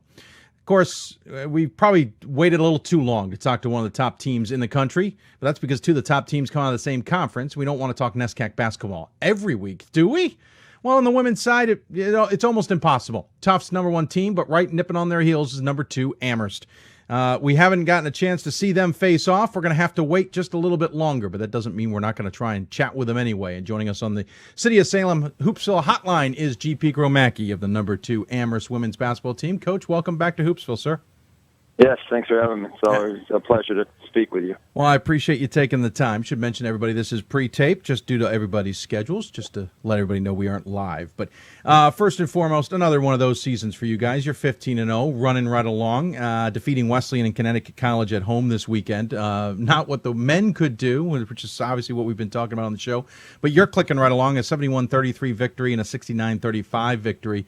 And not that I ever know it's easy, but it certainly seems to be easy at this point. It appears that way, but we've been talking a lot that the hard work, the team did in the off season, and the chemistry going right now. That to the casual fan or even the more experienced fan that just looks at scores, thinks it has been easy, but it's been a lot of hard work going into it, and then the result has looked, again, pretty easy, but it hasn't been that easy. Sure. The most points you've given up this season are 62. Did it on 2 occasions, once against Babson, who's obviously a pretty good squad, and then once against Chapman on the road out west in that game, the random trip, or then you played SUNY Antianta out there as well. Otherwise, you're holding your opponents pretty low. Randolph-Macon did score 59. I know defense kind of drives the ship for you guys, but how good is the defense this year? It's as good as I've seen in my 10 years here, when we're clicking. I think we finally have got a unit that plays well together, and, that's why we've been holding teams down pretty well. I think it finally kind of clicked in the second game out in California, like, wow, these guys are kind of, in sync, and it's kind of taken off since then. Your team has usually a very balanced roster. You have 3 seniors on it, 3 juniors on it. I believe it's 3 sophomores, interestingly enough, and then a whole host of freshmen. You always seem to reload. You never seem to have an off year. What's been the secret to not only being able to do that, but keep that defensive synchrony going at all times? Well, it's something we stress, and I think just as you're coming up through the ranks, in your first year, you're starting to get adjusted to what we're trying to do, and if you can pick it up fairly quickly, you get a chance to play a little more. And as each year goes on, you kind of learn the system a little bit better, and, hopefully you're ready to go. When you're out there on the recruiting trails, is it now to a point where they know who Amherst is and they want to come because they want to win, or do you still have to sell the school to some extent? Well, I think it depends where the player's coming from. And also, in New England, I think a lot of people know Amherst. If you're looking at a D1 school, you might not know much about Amherst. So, we're recruiting a wide variety of players from throughout the country. We're a little more specific right now. but I think it depends on the player. I mean, obviously, we have to tell them a little bit unless they do their research. Talking about your team, again, we talk about a mixture of players. You do have a senior in Allie Doswell leading the way at 14.3 points a game, hauling in 5 rebounds a game. Sophomore Emma McCarthy, nearly 10 points a game and 6.1 rebounds. Hannah Hackley, a junior, 9.7 points. Madeline Eck, 7.7. She's a freshman. Meredith Doswell, a senior at 7.2, and Jamie Renner, a senior at 7.2. Everybody's grabbing rebounds. Everybody's handing out assists. There's nothing unbalanced about this team. It seems like it's clicking in all cylinders. I heard from a birdie before the beginning of the season that said, don't be surprised if Amherst goes undefeated and rolls right into the national championship game this season. Was there a sense that this team was special at the beginning? Well, last year helped build this team. We had a great run and made it, back to a Final Four after, being away from it for a couple of years. And it kind of made the group hungry going into this season, and they really kind of just run with that.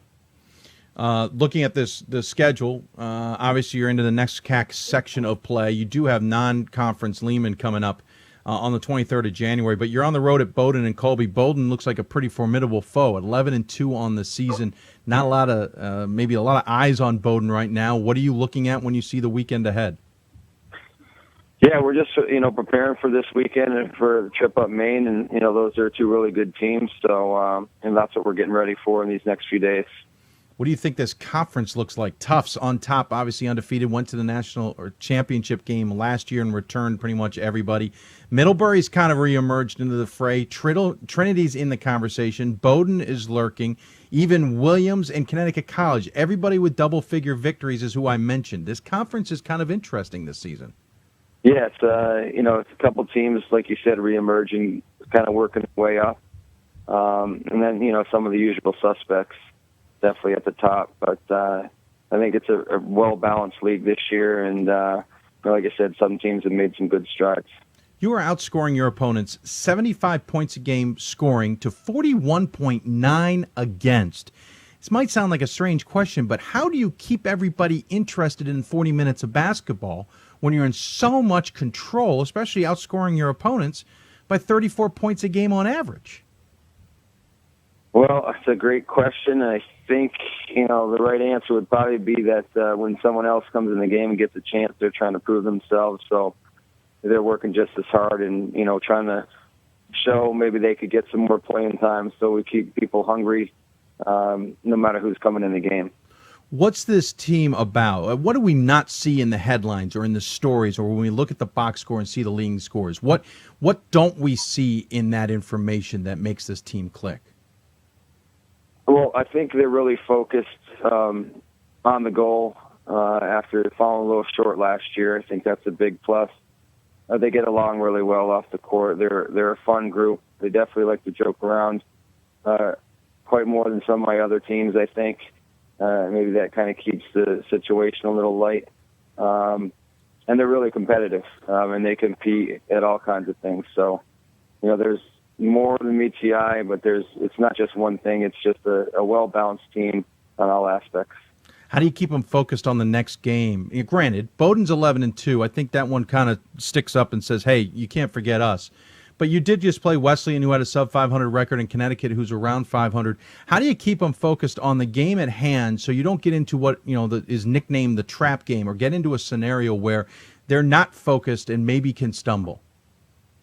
Well, I think they just want to win every game they play. So it doesn't matter who we're playing. When we play someone, we've had back-to-back games. We've had, every other day games. A trip out west, we've had some different challenges, and, so far this team's been up to the challenge. Talking to GP Gromacki here, women's head coach for Amherst, number 2 team in the country, pre-taping this ahead of time. Coach, obviously we talk about the schedule at hand. You don't have a ton of games left compared to many people. You've already played 15. Obviously you'll have the conference tournament ahead, et cetera, et cetera. How much do you hope what did you do when you got the schedule put together? How did you try and build it? Were you hoping that this would help build you towards NESCAC play, or were you looking at March? We're always preparing for NESCAC play, but we're always looking at March. So, we want to be playing our best basketball at the end of the season, and hopefully we can do that. Obviously, a lot of headlines in women's basketball in the offseason and the start of the season. We had Baruch with their investigation talking about trying to make their team competitive on a national schedule by doing some shady things. And then you had the Thomas Morris scenario. How much have you followed those two cases, and how much have you taken them to heart? Very little. I mean, I don't know much about, those situations. Let the NCAA handle that. And, we really haven't talked about those things as a team other than maybe looking at an article here and there. But, that's not for me to judge. We're just trying to do things the right way here and, get our team ready and, look at those things rather than looking back at maybe what happened in the past somewhere else. When you look at Amherst, obviously the men have been a top 5 team for much of the season, though they may fall after a tough weekend, stay in the top 25 most likely. What's it like to have two programs of such national significance on the same campus, using the same gym, working together? I don't want to say you ever feel pressure, but do the two of you, are you able to commiserate in any way and enjoy the experience in any way together? Yeah, well, we have our offices are right next door to each other, myself and Coach Hicks, and I get along with their assistants really well. They're, two of them were former players, so I remember watching them play when they were at Amherst. So yeah, we get along well. Sometimes it can be tough because I want it at a certain time and he wants it at a certain time, but we work around each other's schedule. Even though he says I always get what I want, but don't believe that. He's a cagey veteran. Oh, I'm sure. I'm sure I could get 2 different stories, maybe 3 different stories on every question. Is there a rivalry? Is there a little bit of a rub it in kind of factor? Hey, Dave, I'm number 2 this week. I mean, is there a little bit of that in between you guys? No, we don't talk about that stuff at all. To be honest with you. We should a little bit to joke around. We definitely joke around, but, not about our own teams. We joke around how I pick the Patriots to win the Super Bowl every year, and whether I'm right or wrong, hopefully this year I'm right. But, that kind of stuff we definitely have a fun relationship with. But about, talking about our own teams, we'll just, talk about each other's team and individuals. And obviously I definitely learn a lot from him and get some insight and some basketball knowledge from him for sure. Before I let you go, I'm kind of curious about something. Obviously, this is your 3rd stop. You were at St. Lawrence for a number of years. You had a quick stop at Hamilton after a run through being an assistant in D1 for a while. Now you're at Amherst. What is it that has made Amherst so successful? You've always been successful. At St. Lawrence, you only lost 30 games in 8 years. You've now only lost 24 games in the 10 years so far at Amherst. But what has been so significant about Amherst that has allowed this program under you to excel so well? Well, it's a great school that cares about athletics. And I think that's the biggest thing. If you look at most of our teams in our athletic department, they do really well. Football team is always strong.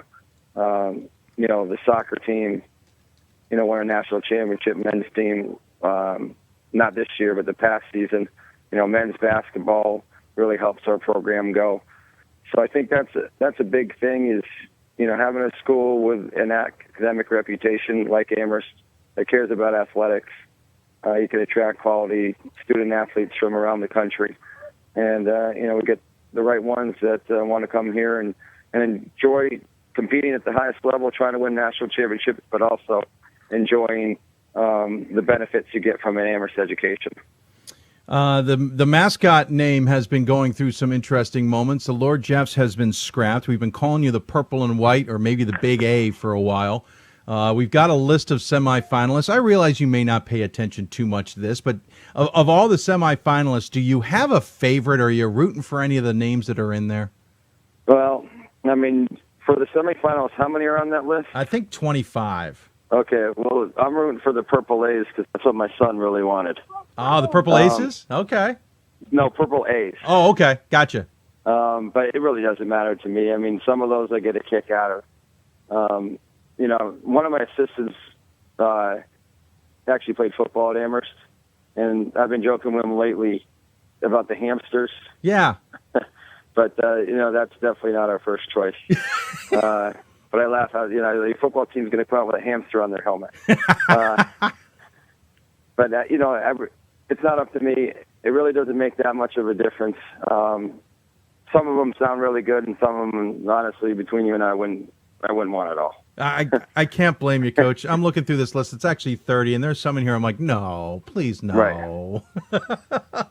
Well, Coach, I appreciate you taking the time. I know you're busy today, so I appreciate you getting the opportunity to pre-record with us. Great to catch up with you. I know we'll catch up with you at somewhere down the road as we start looking at March basketball. Obviously, 15-0 is nothing to sneeze at. I know it's not easy for your team, but you certainly make it look easy. Obviously, we're eyeing that Tufts game in a few weeks, but in the meantime, there's more basketball to be played, so congratulations so far. As always, we give the coach the final word. Any final thoughts you want to share with those who may be tuning in?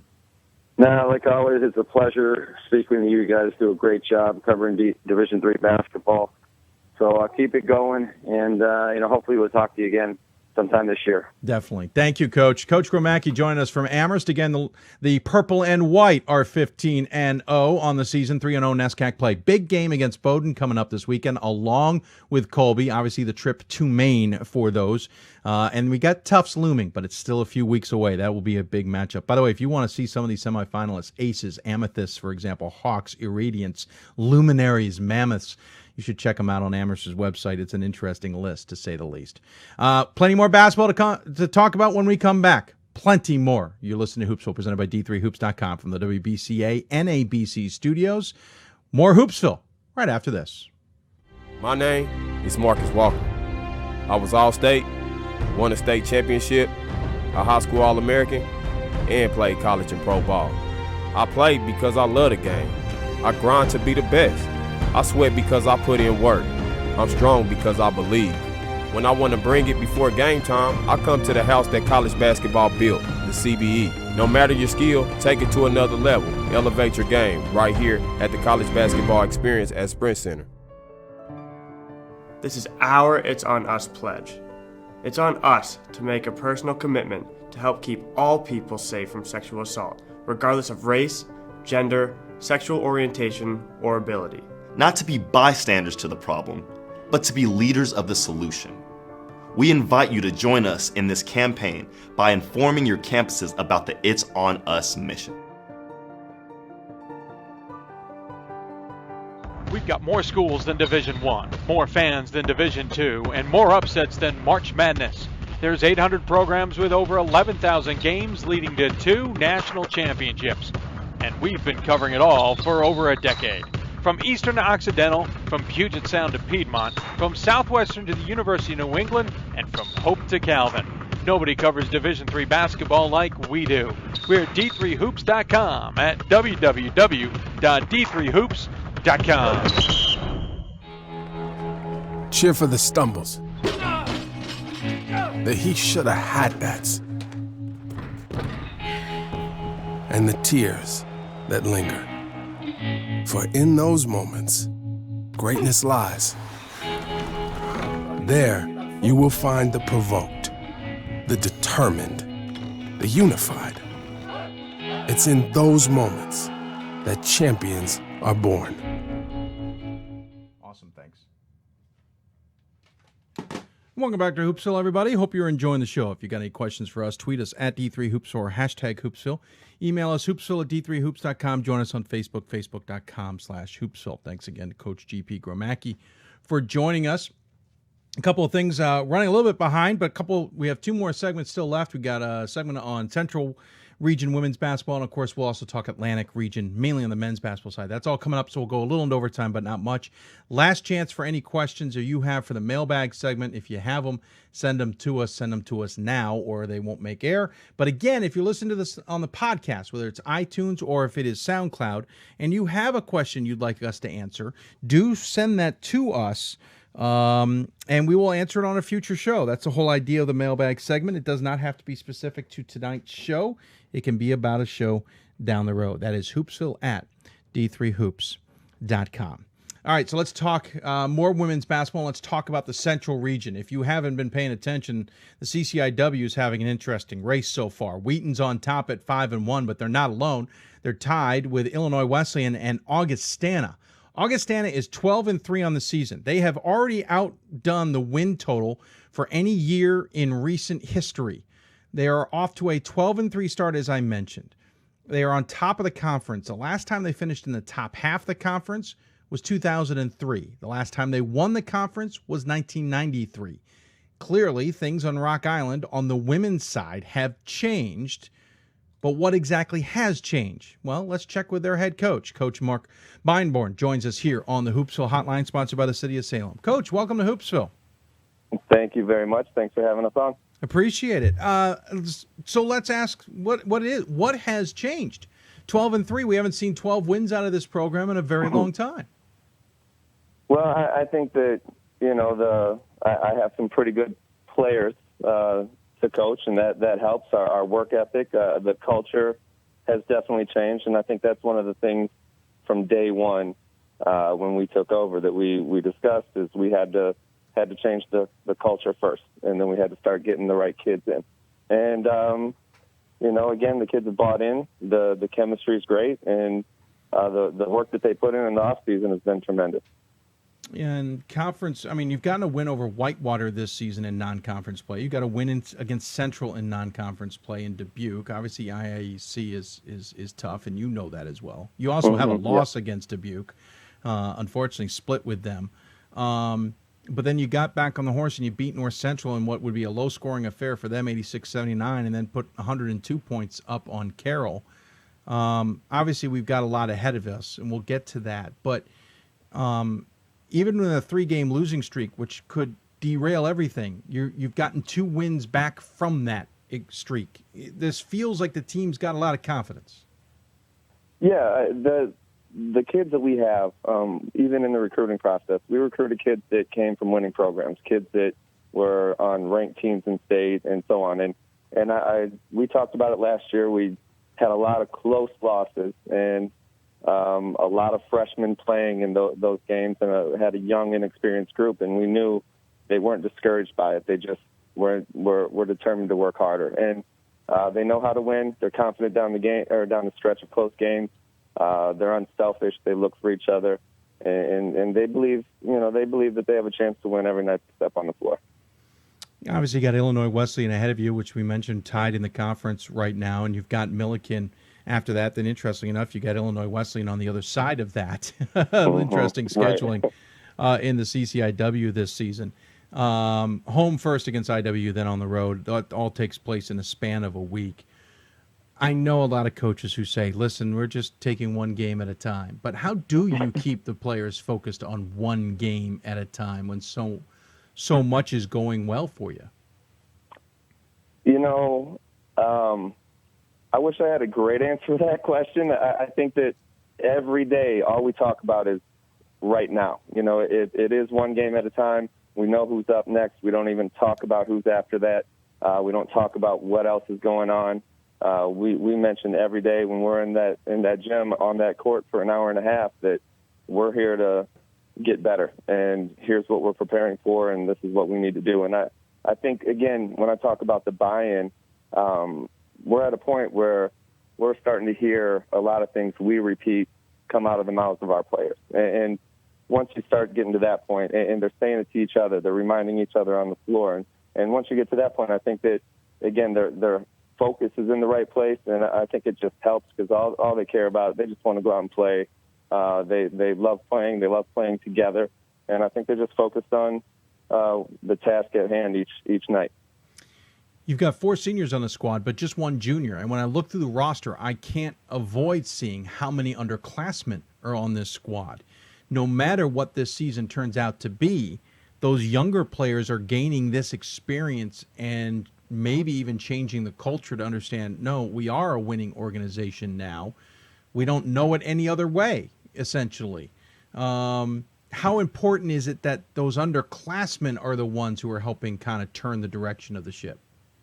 Well, it's vital. And the interesting part about that is one of our seniors, and out of the 4, 2 of them transferred in last year. So, even for them, what has happened, the past was the past. It was irrelevant to them. Our 2 seniors that have been with us for 4 years, we had a meeting early in the year just to talk with the freshmen about work ethic, different things, expectations. And Olivia Mayer, our senior point guard, stood up and she's like, the reason coaches' expectations are so high for you is because this sophomore class came in last year as freshmen and worked harder than anybody in this program has. And she said, they made me work harder, and they have made me a better player. And for a senior to stand up and give credit to pretty much an entire sophomore class, just unselfishly, and giving them credit for that work ethic and creating that, I thought we walked out of that meeting, and I talked with my assistants and said, that tells me we have a chance. And I think that's been the big key. And they've pushed that. They've made everybody else better. Our freshmen have just latched on to that. Our upperclassmen have just, taken the baton and done the same thing. And everybody just puts in work and works hard. And this is what the expectations in the program are for anybody coming in. Well, it speaks too when you look at the box score, your season stats. Of your 4 leaders, 2 of them are sophomores and 2 of them are seniors. Corey Riley is your sophomore, 13 points a game. While she may only have 3 rebounds a game, it's her shooting that's dangerous, 42% from beyond the arc, 46% from the floor. She obviously hands out a little over an assist and a half a game. Then there's a senior in Casey Kallenberger inside at 12 points a game and 12 rebounds a game, which is just amazing stat for anybody, plus 46 blocks on the season, which averages 3 blocks a game. Izzy Anderson, a sophomore, 11.8 points a game and 4.5 rebounds. And then back to another senior, Michaela Fallon, 10 points a game, 3.7. Actually, I hope I have Anderson and Fallon's classes correct. Correct. So what she's speaking of is clearly there in the stat sheet too. I mean, you're getting contributions from these underclassmen in significant ways. Yeah, and I think that, again, as hard as they work and as tough as they are, our upperclassmen respected that, and they know all those kids want to do is win. They came into the program at a difficult time. They trusted me when I told them, here's the plan. We aren't going to do this overnight, and there is a process to it, and you have to stay with it. And those 2 seniors that have been here 4 years are the 2 stuck it out, weathered the storm, and they just wanted to get kids in here that were like-minded, worked hard, and just wanted to go out and compete and play to win. And once they got those kids, they opened their arms up, welcomed them to the family, and things have just continued to get better. Talking to Coach Beinborn, head coach of the Augustana women's basketball team. Obviously, the men's program's had a lot of success over the years and continues to have success to this day. And a lot of times we see that rub off. We had Amherst on in the previous segment, and obviously those are 2 powerhouses in men's and women's basketball. Right. How is there a reason? And what I'm getting at is sometimes we don't see it rub off, and I think Augustana is a great example of that. As great as the men have been, the women have kind of been on the opposite side of that. Are there reasons for that? Is it just that sometimes it just flat out doesn't work that way? Well, personally, I've absolutely embraced the men's success. I never felt like I had to compete with them. I just said, this is what we want to be. And what they have is, it's not just a good team. I mean, that's a program. That's year after year. They reload. Kids come in, again, expectations on how to work and what it means to be a Viking and to be part of that program. And I haven't been shy about saying that with our players. This is what we expect. This is what we're building for. And I think the coolest part is I've seen our players and the men's players over the last year, now they're watching each other, they're supporting each other, they get along, where before it wasn't always like that. And I also told the players early on, respect has to be earned. There's no reason in those first couple years. I said we have to work harder to get to where we want to go. And as we put in the work, respect will be earned.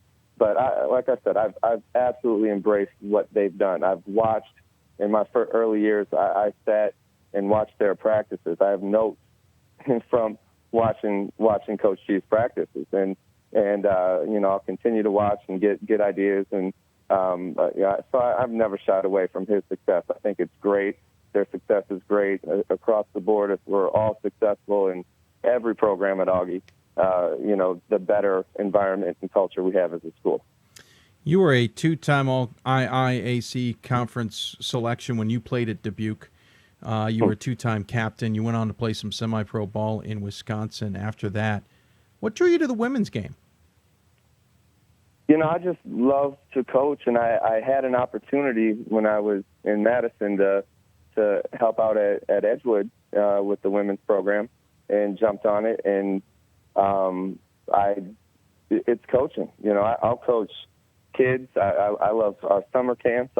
It just doesn't matter. I just love to coach the game, and as I've coached the women's game more and more, I just love, again, we preach family, and I think the willingness to give in to something bigger than yourself on the women's side and being part of something special is something that these young women have just been able to do. They've accepted, they've again bought in, and I've really enjoyed that part. 10 games left in the season, obviously all in conference. This conference is interesting this season. There are the worst record is Carroll at 1-13, but after that, back to the original CCIW, Milliken at 7-9. So everybody's playing well. You got 4 teams who've hit double figures in wins already. Again, you're tied with Wheaton and Illinois Wesleyan in the standings, and obviously you have 2 games in a week against Illinois Wesleyan coming up. Lovely quirk to that schedule, to say the least.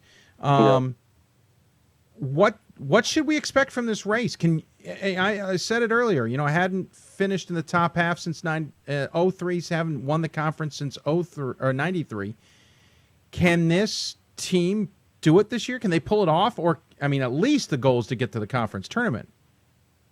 Yeah, that's been the big goal, is top 4 mid-conference tournament, because anything can happen from there. And we knew from where we were starting that was ultimately what we're aiming to do. And we want to put ourselves in a position every year to win conference. These kids, they believe they can, and I believe in these kids. Now, the part that we can't predict is this conference is tough. It's going to be a battle every night. Those teams you mentioned are right there at the top as well, are nationally competitive teams year after year. And if you go to teams that we haven't mentioned, when we're talking Carthage, Elmhurst, and North Central, North Park, all these teams have very good players on it. We're all going to go through some adversity and some injuries or different things at the time, but everybody can play. And we have to stay focused, come to practice every day to get better, continue to put in extra time, get in some extra shots, stay after, come early, whatever it may be, and continue to do what we've been doing and continue to trust each other. And can we do it? I definitely think we can, and we believe we can, but we know that it's not going to be easy. But we're going to keep working, and one game at a time, we're going to go out and play hard, play together, and have fun. Well, I appreciate you taking the time to join us here on the show and talk about your squad. Thrilled to see the Vikings back in the conversation after so many years. I think pretty much can be assured that this may be the first time we've talked Augustana women's basketball on the show, and it's thrilled to do that. And so I appreciate you taking the time to come on here, and I wish you luck. The CCIW battle will be fun to watch the rest of the way. As always, we give the coach the final word. Any final thoughts you want to share with those who may be watching? Well, I just want you to know we definitely appreciate all that you guys do. I think that the promotion of Division III sports and what has been done to help continue to make it grow, and the awareness and the support has been great. And we're absolutely honored to be on the show. I watch it every week and have been a fan of D3 Hoops since the day you guys started. So thanks for all the work you do. Well, thank you, Coach. You're appreciated as well. Good luck, like I said. Looking forward to seeing the rest of this play out, and hopefully we're talking to you down the road as well. All right. Thank you very much. Take care. Mark Beinborn joining us here from Augustana. Again, the Vikings women's squad. 12-3 on the season. We at D3 Hoops have records going back to 06-07. That's the last, and nowhere in that do we have a 12-win season. The closest that we have is 10 games last year, 11 games back in 2012. That's it. You go to their record book, on the other hand, and you can certainly go further back and see where they are in terms of wins. The last time they were in double figures outside of that 2012 season with 11, they were at 15-04 when they finished 6th in the conference. They had 14-9 in 03 when they finished 4th in the conference. 14-11 in 02 when they finished 3rd in the conference. This is a significant year for Augustana women's basketball. 12 wins is the most wins they've had since 2004.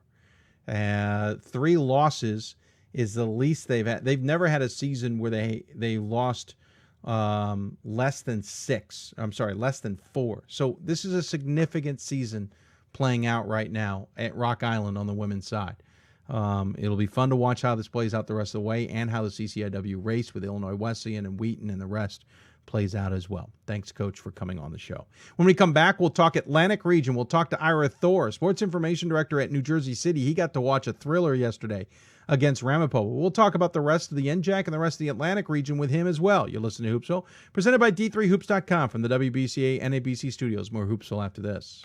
My name is Marcus Walker. I was All-State, won a state championship, a high school All-American, and played college and pro ball. I played because I love the game. I grind to be the best. I sweat because I put in work. I'm strong because I believe. When I want to bring it before game time, I come to the house that college basketball built, the CBE. No matter your skill, take it to another level. Elevate your game right here at the College Basketball Experience at Sprint Center. I'm a Division III student athlete, and I know how powerful words can be. The term gay doesn't mean stupid, lame, or less than. So I pledge to speak up if I hear the term gay used in a derogatory way or any other homophobic terms. If you can play in Division III. I'm a Division III student athlete, and my teammates unconditionally accepted me as part of their family. So now I pledge to do the same for others. If you can play in Division III. We've got more schools than Division I, more fans than Division II, and more upsets than March Madness. There's 800 programs with over 11,000 games leading to 2 national championships. And we've been covering it all for over a decade. From Eastern to Occidental, from Puget Sound to Piedmont, from Southwestern to the University of New England, and from Hope to Calvin. Nobody covers Division III basketball like we do. We're at D3Hoops.com at www.d3hoops.com. Great moments are born from great opportunity. That's what you have here tonight. That's what you've earned here tonight. This is your time. Now go out there and take it.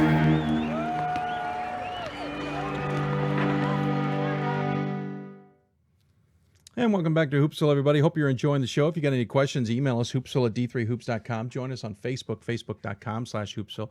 Join us on Instagram. You can always see what we're up to there. We tweet out or send out on Instagram our guest lists. We send out when we're traveling pictures and where we're at and all that stuff. So follow us on Instagram as well. You can also, we mentioned Facebook and Twitter and all that. Of course, there's the Hoopsville mailbag segment. Won't be doing that today, apparently, because we don't have any emails from anybody. But send us your emails, and we will answer your questions in the Hoopsville mailbag, especially that mailbag is for those podcasters of you who I know there's plenty of you listening, or even those watching the show on demand who can't watch it live and get your questions answered live. Send us an email, hoopsville at d3hoops.com, and we'll try and answer your questions on an upcoming show.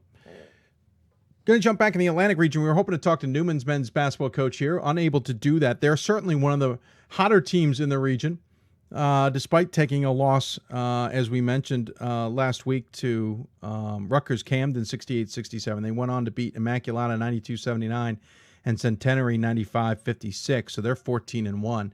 But they're not the only one in the Atlantic region who are certainly worth watching. We mentioned earlier the great game between Ramapo and New Jersey City. Ramapo taking their first loss of the season as the Gothic Knights defeated the Roadrunners 76-71 in overtime.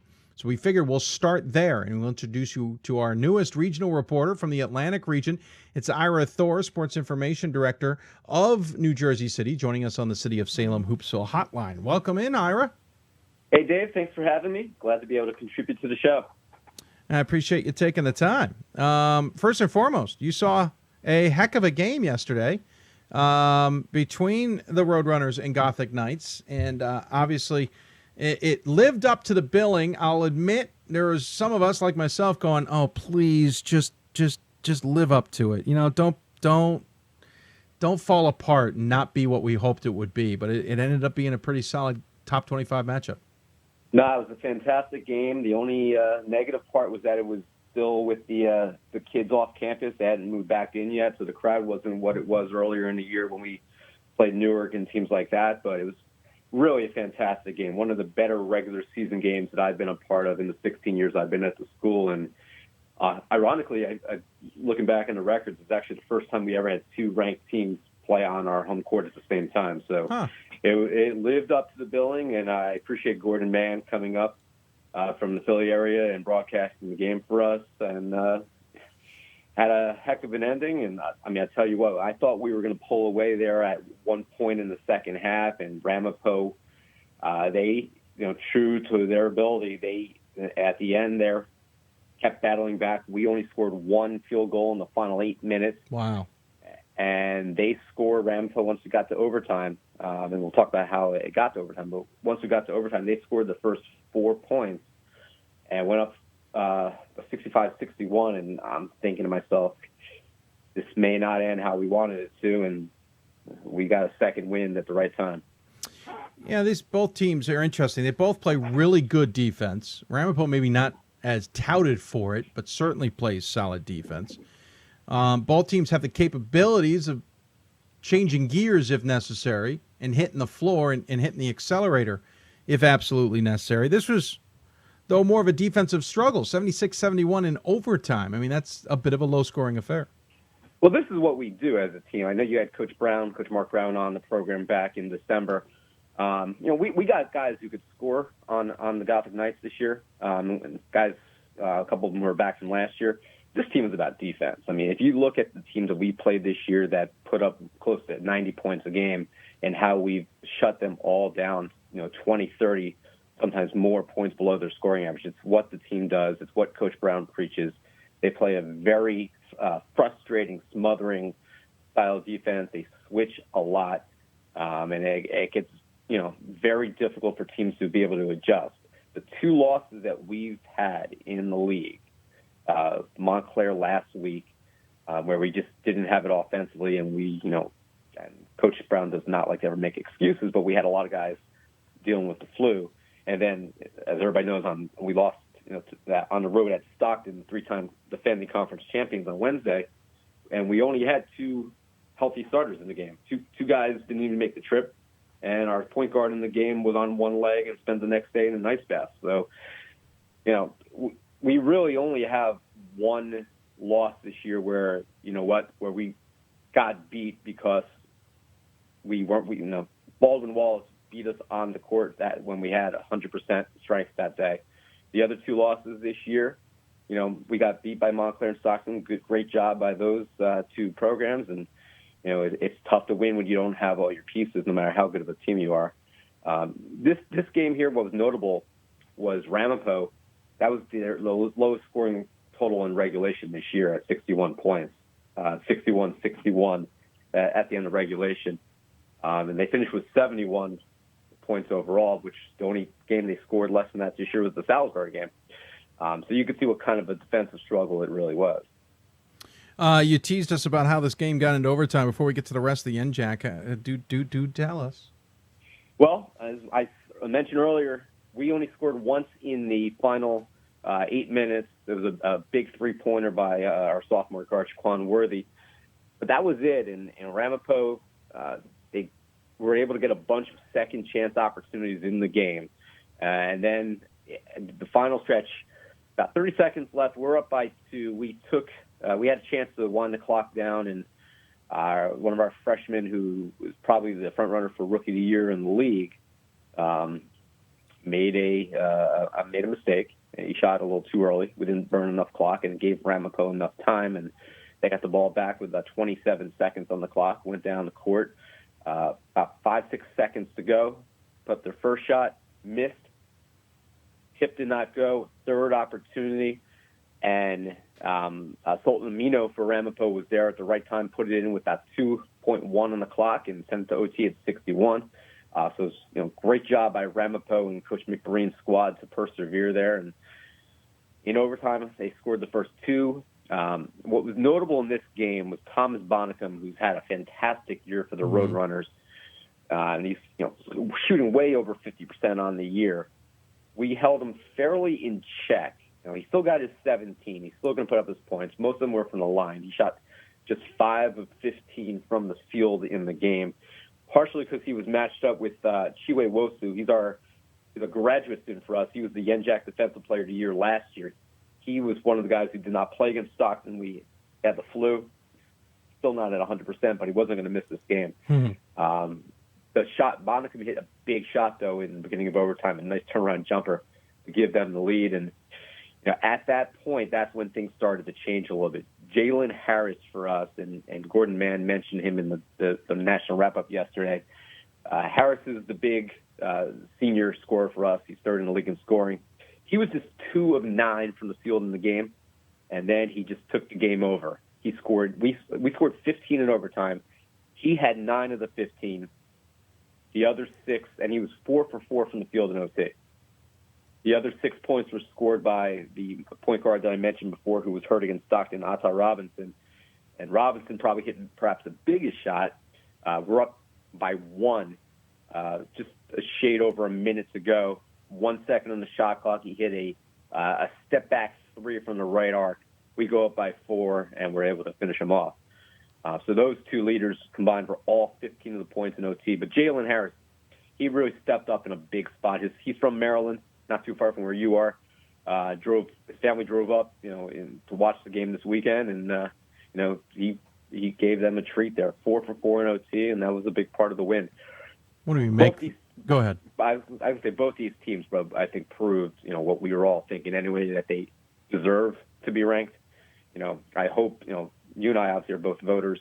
I hope others who do vote, take a look at the quality of game this was, and also with the losses that we have had, taking a look at the fact that we obviously were not anywhere near 100%. So, that's a factor there. But both these teams deserve to be ranked. And, I was talking to Gordon Mann yesterday. He had asked if any team had ever gone 18-0 in the league. And, I know NJCU a few times have gone 17-1. Patterson has. It's very difficult to go through the NJAC schedule once around unscathed, let alone twice. And, Ramapo, we now, with this game, that's the 9th game of the year, so we've gone around once. They're 8-1 in the league. We're 7-2. TCNJ, who we'll talk about in a little bit, is 7-2. So there's a lot of good basketball left to be played in the league. You're not going to go through, an entire NJAC schedule without a chink in your armor.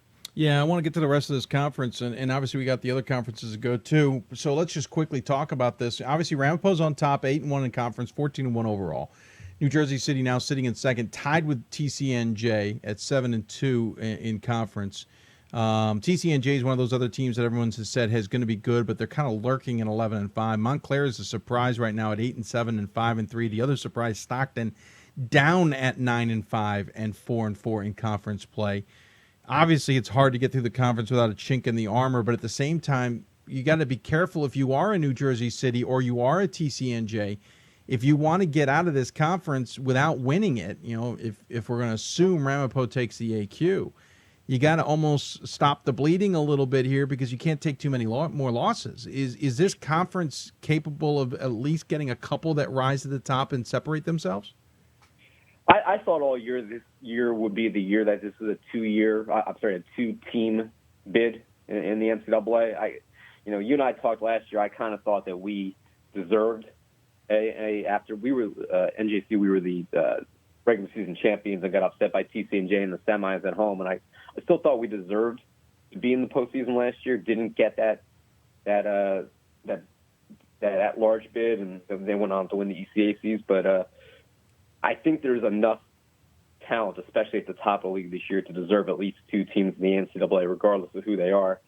TCNJ, their only 2 losses right now. They lost to Ramapo last week, and they lost to us early in the season. They're good, though, and I don't think people realize how good the Lions are. People better not sleep on TCNJ because they're capable of beating anybody at any time. They're 11-5 overall right now, 7-2 in the league. I think they may have the best trio of best players overall between Bobby Brackett, Corey Stanford, and Eric Murdoch Jr. Brackett, for them, came off a devastating injury. Last year would have been his true senior year. He's having a fantastic year. He's 4th in the league in scoring right now at 16.5 per game. He's the league leader in rebounds at 10.5. He's the only player averaging a double-double. He leads the league in field goal percentage at close to 61%. So he's fantastic. Corey Stanford's a new piece they added this year. I think he's a transfer from Catholic. He's 6th in the league in scoring, 4th in rebounding. And then Eric Murdoch Jr., who was the player without those other 2 guys on the floor, he was the weapon that single-handedly knocked us out of the NJAC tournament last year. He's 10th in the league in scoring. He leads the league in assists at 5.5 a game, and he's got a really impressive 2.0 assist-to-turnover ratio. Looking at some of the other teams real quick, people shouldn't sleep on Rowan either. Rowan, they took a couple losses this week. To be said, they're without Sean Wilson. He's their leading scorer. He leads the league in scoring at 21 points a game. And they average 87 points a game as a team. So Rowan at 10-6, 5-4 they're a team capable of setting some squads down the road. But Montclair's at 8-7. You mentioned Stockton. Obviously change in coaching this year with Coach Matthews retiring. Kind of. Them and yeah, I mean, Scott was leading that team just as much as anybody else was. And obviously Scott's been a big part of that equation for a long time and helping them to the 3 championships that they've won in a row. They lost a few pieces from last year, but Stockton's a team that I think will be there. In the final 6 make the conference tournament, and they're obviously very dangerous. And then you got William Patterson at 8-8, 4-5. So there's some other teams lurking there, but the top 3, Ramapo and us, and I think TCNJ is just below the 2 of us as that next team, but very, very capable and very dangerous. We'll come back to the NJAC quickly, talk women's at the very end, but I want to jump into some of these other conferences. Let's look at the Skyline. Farmingdale State's on top at 5-0, 9-5 overall. SUNY Purchase has got the best record in the conference, in overall conference, 10-4, but they're 4-2. Yeshiva is still there, though granted they're on a break right now. They won't get back into play for a little bit. They're 8-5, 4-1. Mount St. Mary's is 4-1 in the conference as well. Yeshiva, just for the record, played their last game on January 2nd. They won't play again until the 23rd. It's part of the school schedule. Obviously, this is a huge conference, and it doesn't go very deep, but it feels like it's Farmingdale State's to lose at this point. It probably is. It's I would assume right now, the way things are panning out, that it's probably a one-bid conference this year. I think those of us who root for underdogs are probably rooting for Yeshiva, see if they can pull it out at 4-1. That'd be a fantastic story, especially if you know the academic regiment that they have over there. But Old Westbury has perhaps the best all-around player. They have a 6'3" senior guard, Jamel Stanley. He leads the league in scoring. He leads the league in rebounding and blocks at 6'3". So he might be the best all-around player in the league. But on the men's side, they split it into 2 divisions. So you got Farmingdale and Yeshiva both in the south, and then you got Purchase and Mount St. Mary both in the north division. So it'll be interesting to see what happens here. Farmingdale State, based on their start right now, probably would be the favorite as we get going here. But Purchase has had some pretty good teams in recent history, and who knows with still probably about 10 games to play here, if they're going to be a team that might emerge. Well, let's jump over to the Freedom Conference. Mac Freedom, it is a log jam at top. DeSales, Eastern, Delaware Valley, and FDU Florham, all 3-1. Del Valle under a new head coach, 8-7 overall, but 3-1 in the conference. Eastern 8-7 and 3-1 as well. Florham is 6-9, yet 3-1. And DeSales is the best of the group at 11-4. What's really surprising is Misericordia got off to such a terrific start They're now 10-5 and 1-3. It's almost like the wheels have come off of the train a little bit. They've lost 3 in a row and 4 of their last 5. Misericordia was one of those teams that you and I vote, I think, fairly similarly, where we have our top 25, and then we had that next group of teams. For me, I call it my watch list of 10 to 15 teams that I'm considering voting for. And Misericordia, for the first 4 weeks of the season, was consistently in that top third of those watch teams, and never quite made the cut for me. They were very close. And then actually NJCU ended up, by chance, playing them in the championship game of the Albright tournament, and we beat them in that tournament. And Misericordia is a high-scoring team at 88 points a game. But, yeah, in the last week, they took 3 straight losses. They lost by 1 at SDU Florham. They lost by 5 in a shootout at Eastern, 112-107. Yeah.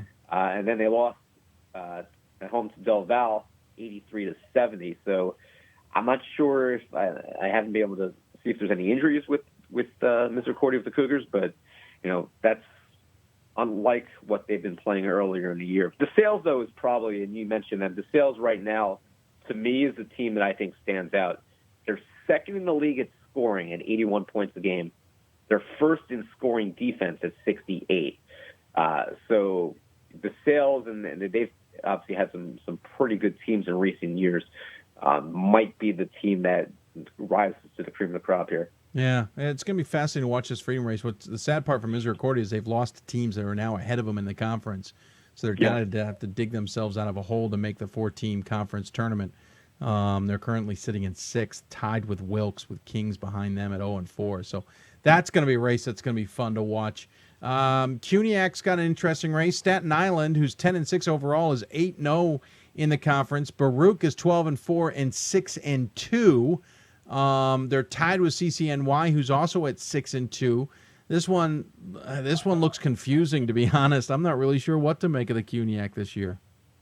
I think Staten Island is the best team here, and I give Coach Petosa a lot of credit here. He has challenged this team this year. Yes. I mean, you look at the teams that I've seen them firsthand. Staten Island, as they played us in Jersey City on the 26th, but they started the year in Salisbury, Maryland.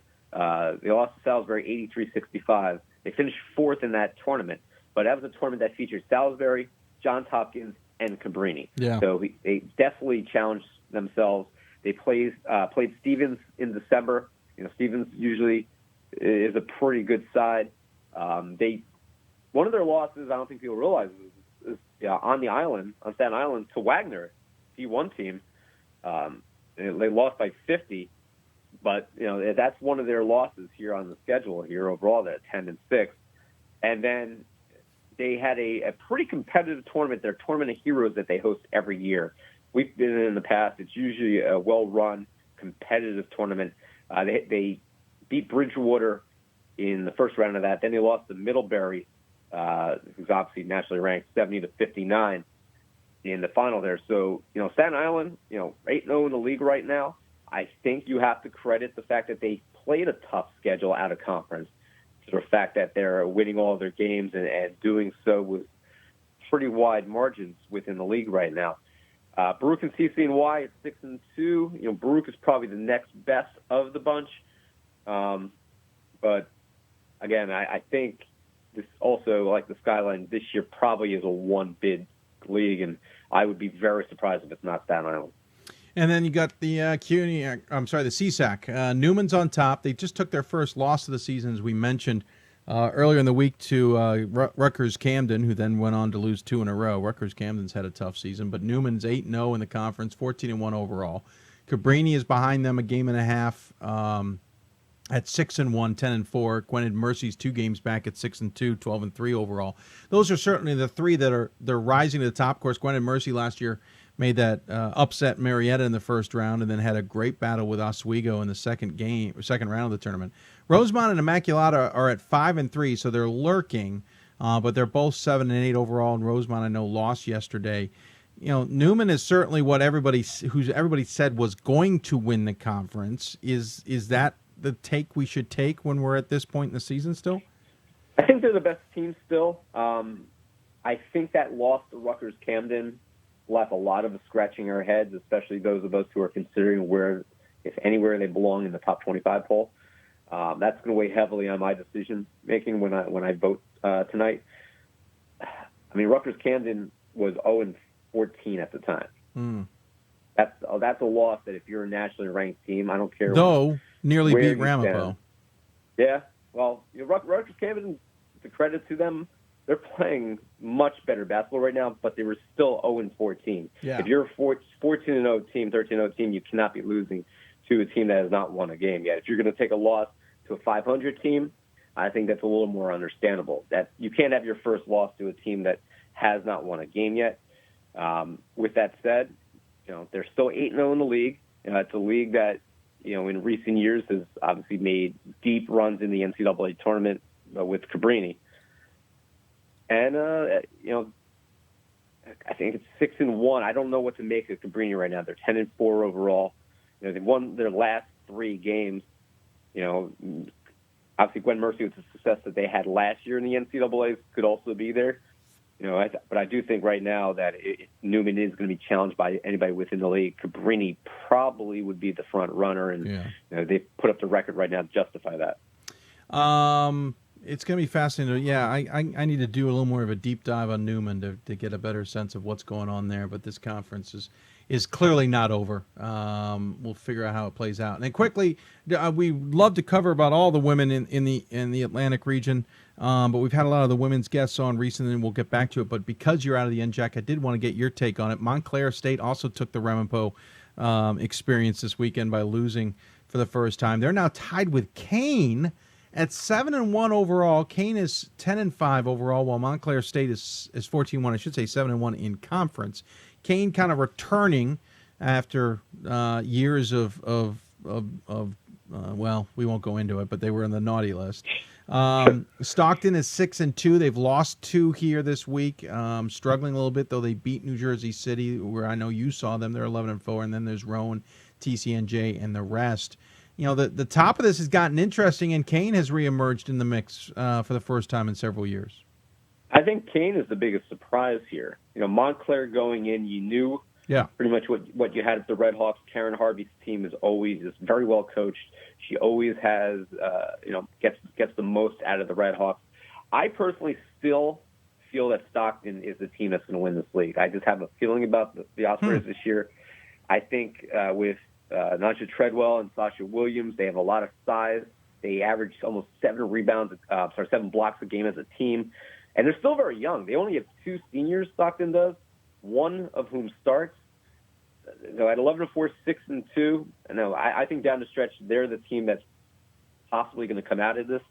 But, you can never doubt Montclair State. They're 14-1, 7-1. They play fantastic defense. I talk about how our team, the Gothic Knight on the men's side, our defense is always among the best in the country. You look at Montclair's women right now. They're giving up just a shade under 48 points a game. Their scoring margin is 17.5 per game. They're a very balanced roster, Montclair is. They got 3 freshmen, 3 sophomores, 5 juniors, and 3 seniors. So very balanced team. Obviously, I would assume that Coach Harvey strategically recruits that way, so she has that balance. You know what? The loss that they had was the TCNJ. Dawn Henderson's team is always very good, even when they don't maybe have the talent. I don't think they have the talent this year that they typically do. They play hard and they play intelligent, high IQ basketball. A 49-40 loss. I can't imagine the last time that Montclair did not score more than 40 points. It's a halftime score for them. That's just incredible output right there. That's only 49-40. There goes the Montclair defense, obviously, again, not giving up more than 50 points a game, even in a loss. But what's significant here is this Wednesday, Montclair is going to host Kane, and they're both 7-1 in the league, as you said. This is a game that, down the stretch, is probably going to have a lot of significance. Absolutely. Yeah. No, it could even determine home court. It could even determine a few things in the NCAA. So, and you mentioned Kane. I should probably just touch on them. They got Mariah Bacon. Last year, she was the national leader as a freshman in scoring at 25 points a game. Wow. She hasn't lost much this year, even though everybody knows that she's the biggest weapon. She's still averaging 22 a game as a sophomore. They have a 5'11" freshman center, Amine Bond. She's been the rookie of the week a couple times. She's averaging 11.5 boards and I think about 9.5 points per game. So it's a nice weapon that they have as a newcomer there. So, they're probably the biggest surprise right now. It'd be tough to see, interesting to see what they do against Montclair this Wednesday on the road. And I think that'll be a test for us to see exactly how good the Cougars really are. Yeah, I agree with you. Well, sir, thank you so much for joining me. Really appreciate it. Whipping through the Atlantic region as we did. I always give the guests the final word. Any final thoughts out of the region we should know about? No, I think that's we covered it pretty well. I obviously appreciate the fact that I was able to join your program as a regional reporter and look forward to coming back sometime later this year. Obviously, I mentioned earlier, thanks so much to Gordon Mann for coming up from Philly in the snow yesterday to the broadcast, our game against Ramapo. Hopefully everybody enjoyed it. It was an exciting game. I'll tell you what, as an SID, you're not really supposed to cheer at press row, and I never do, but when we hit that big shot in overtime, I couldn't help but stomp my foot on the floor because it was an exciting game, and that was a very interesting end right there. But as coaches say all the time, Dave, thank you for what you do, my friend, because you give Division III basketball a voice that it desperately deserves.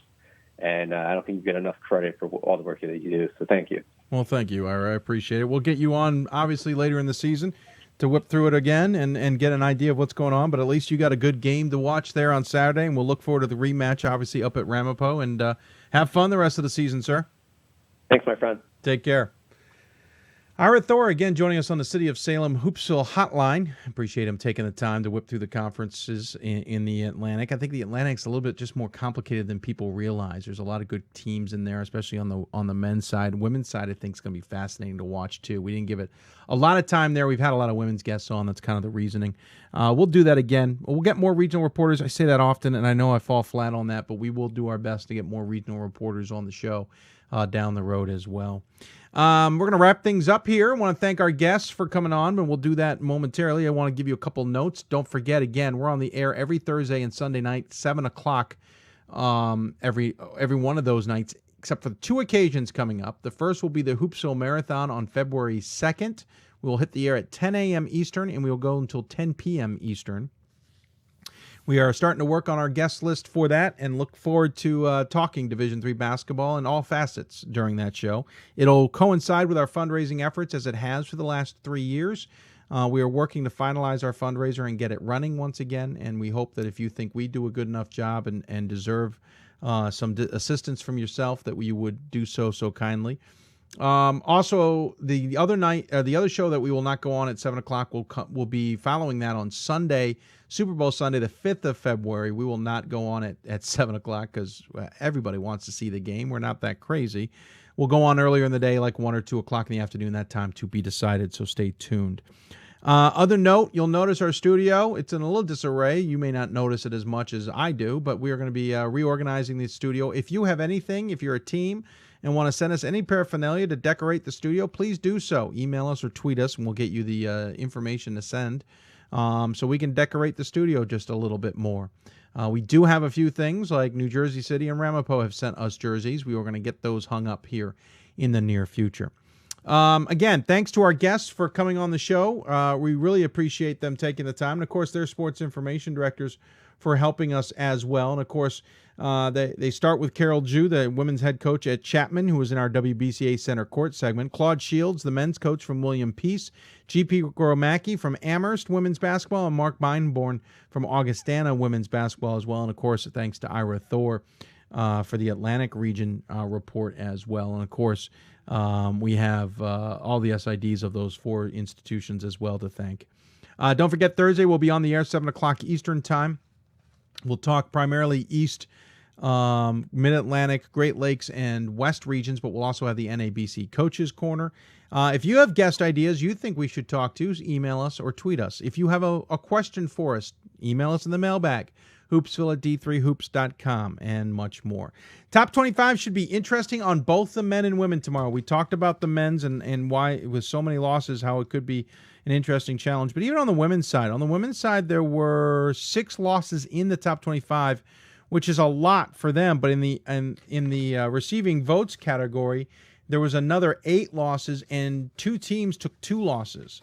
So the women's side will be an interesting vote, I think, a little bit, maybe not as much. On the men's side, back to them again, there were 4 teams that took 2 losses. Now, that's a lot for voters to decide. It'll be fascinating to see how it all plays out. So that's going to do it for Hoopsville on this Sunday evening. We're going to sign off. Hope you enjoyed the show. Again, we'll be back on Thursday, 7 o'clock Eastern Time, but you can always watch the show on demand or download the podcast on SoundCloud and iTunes, and we hope you enjoy those productions as much as the live version.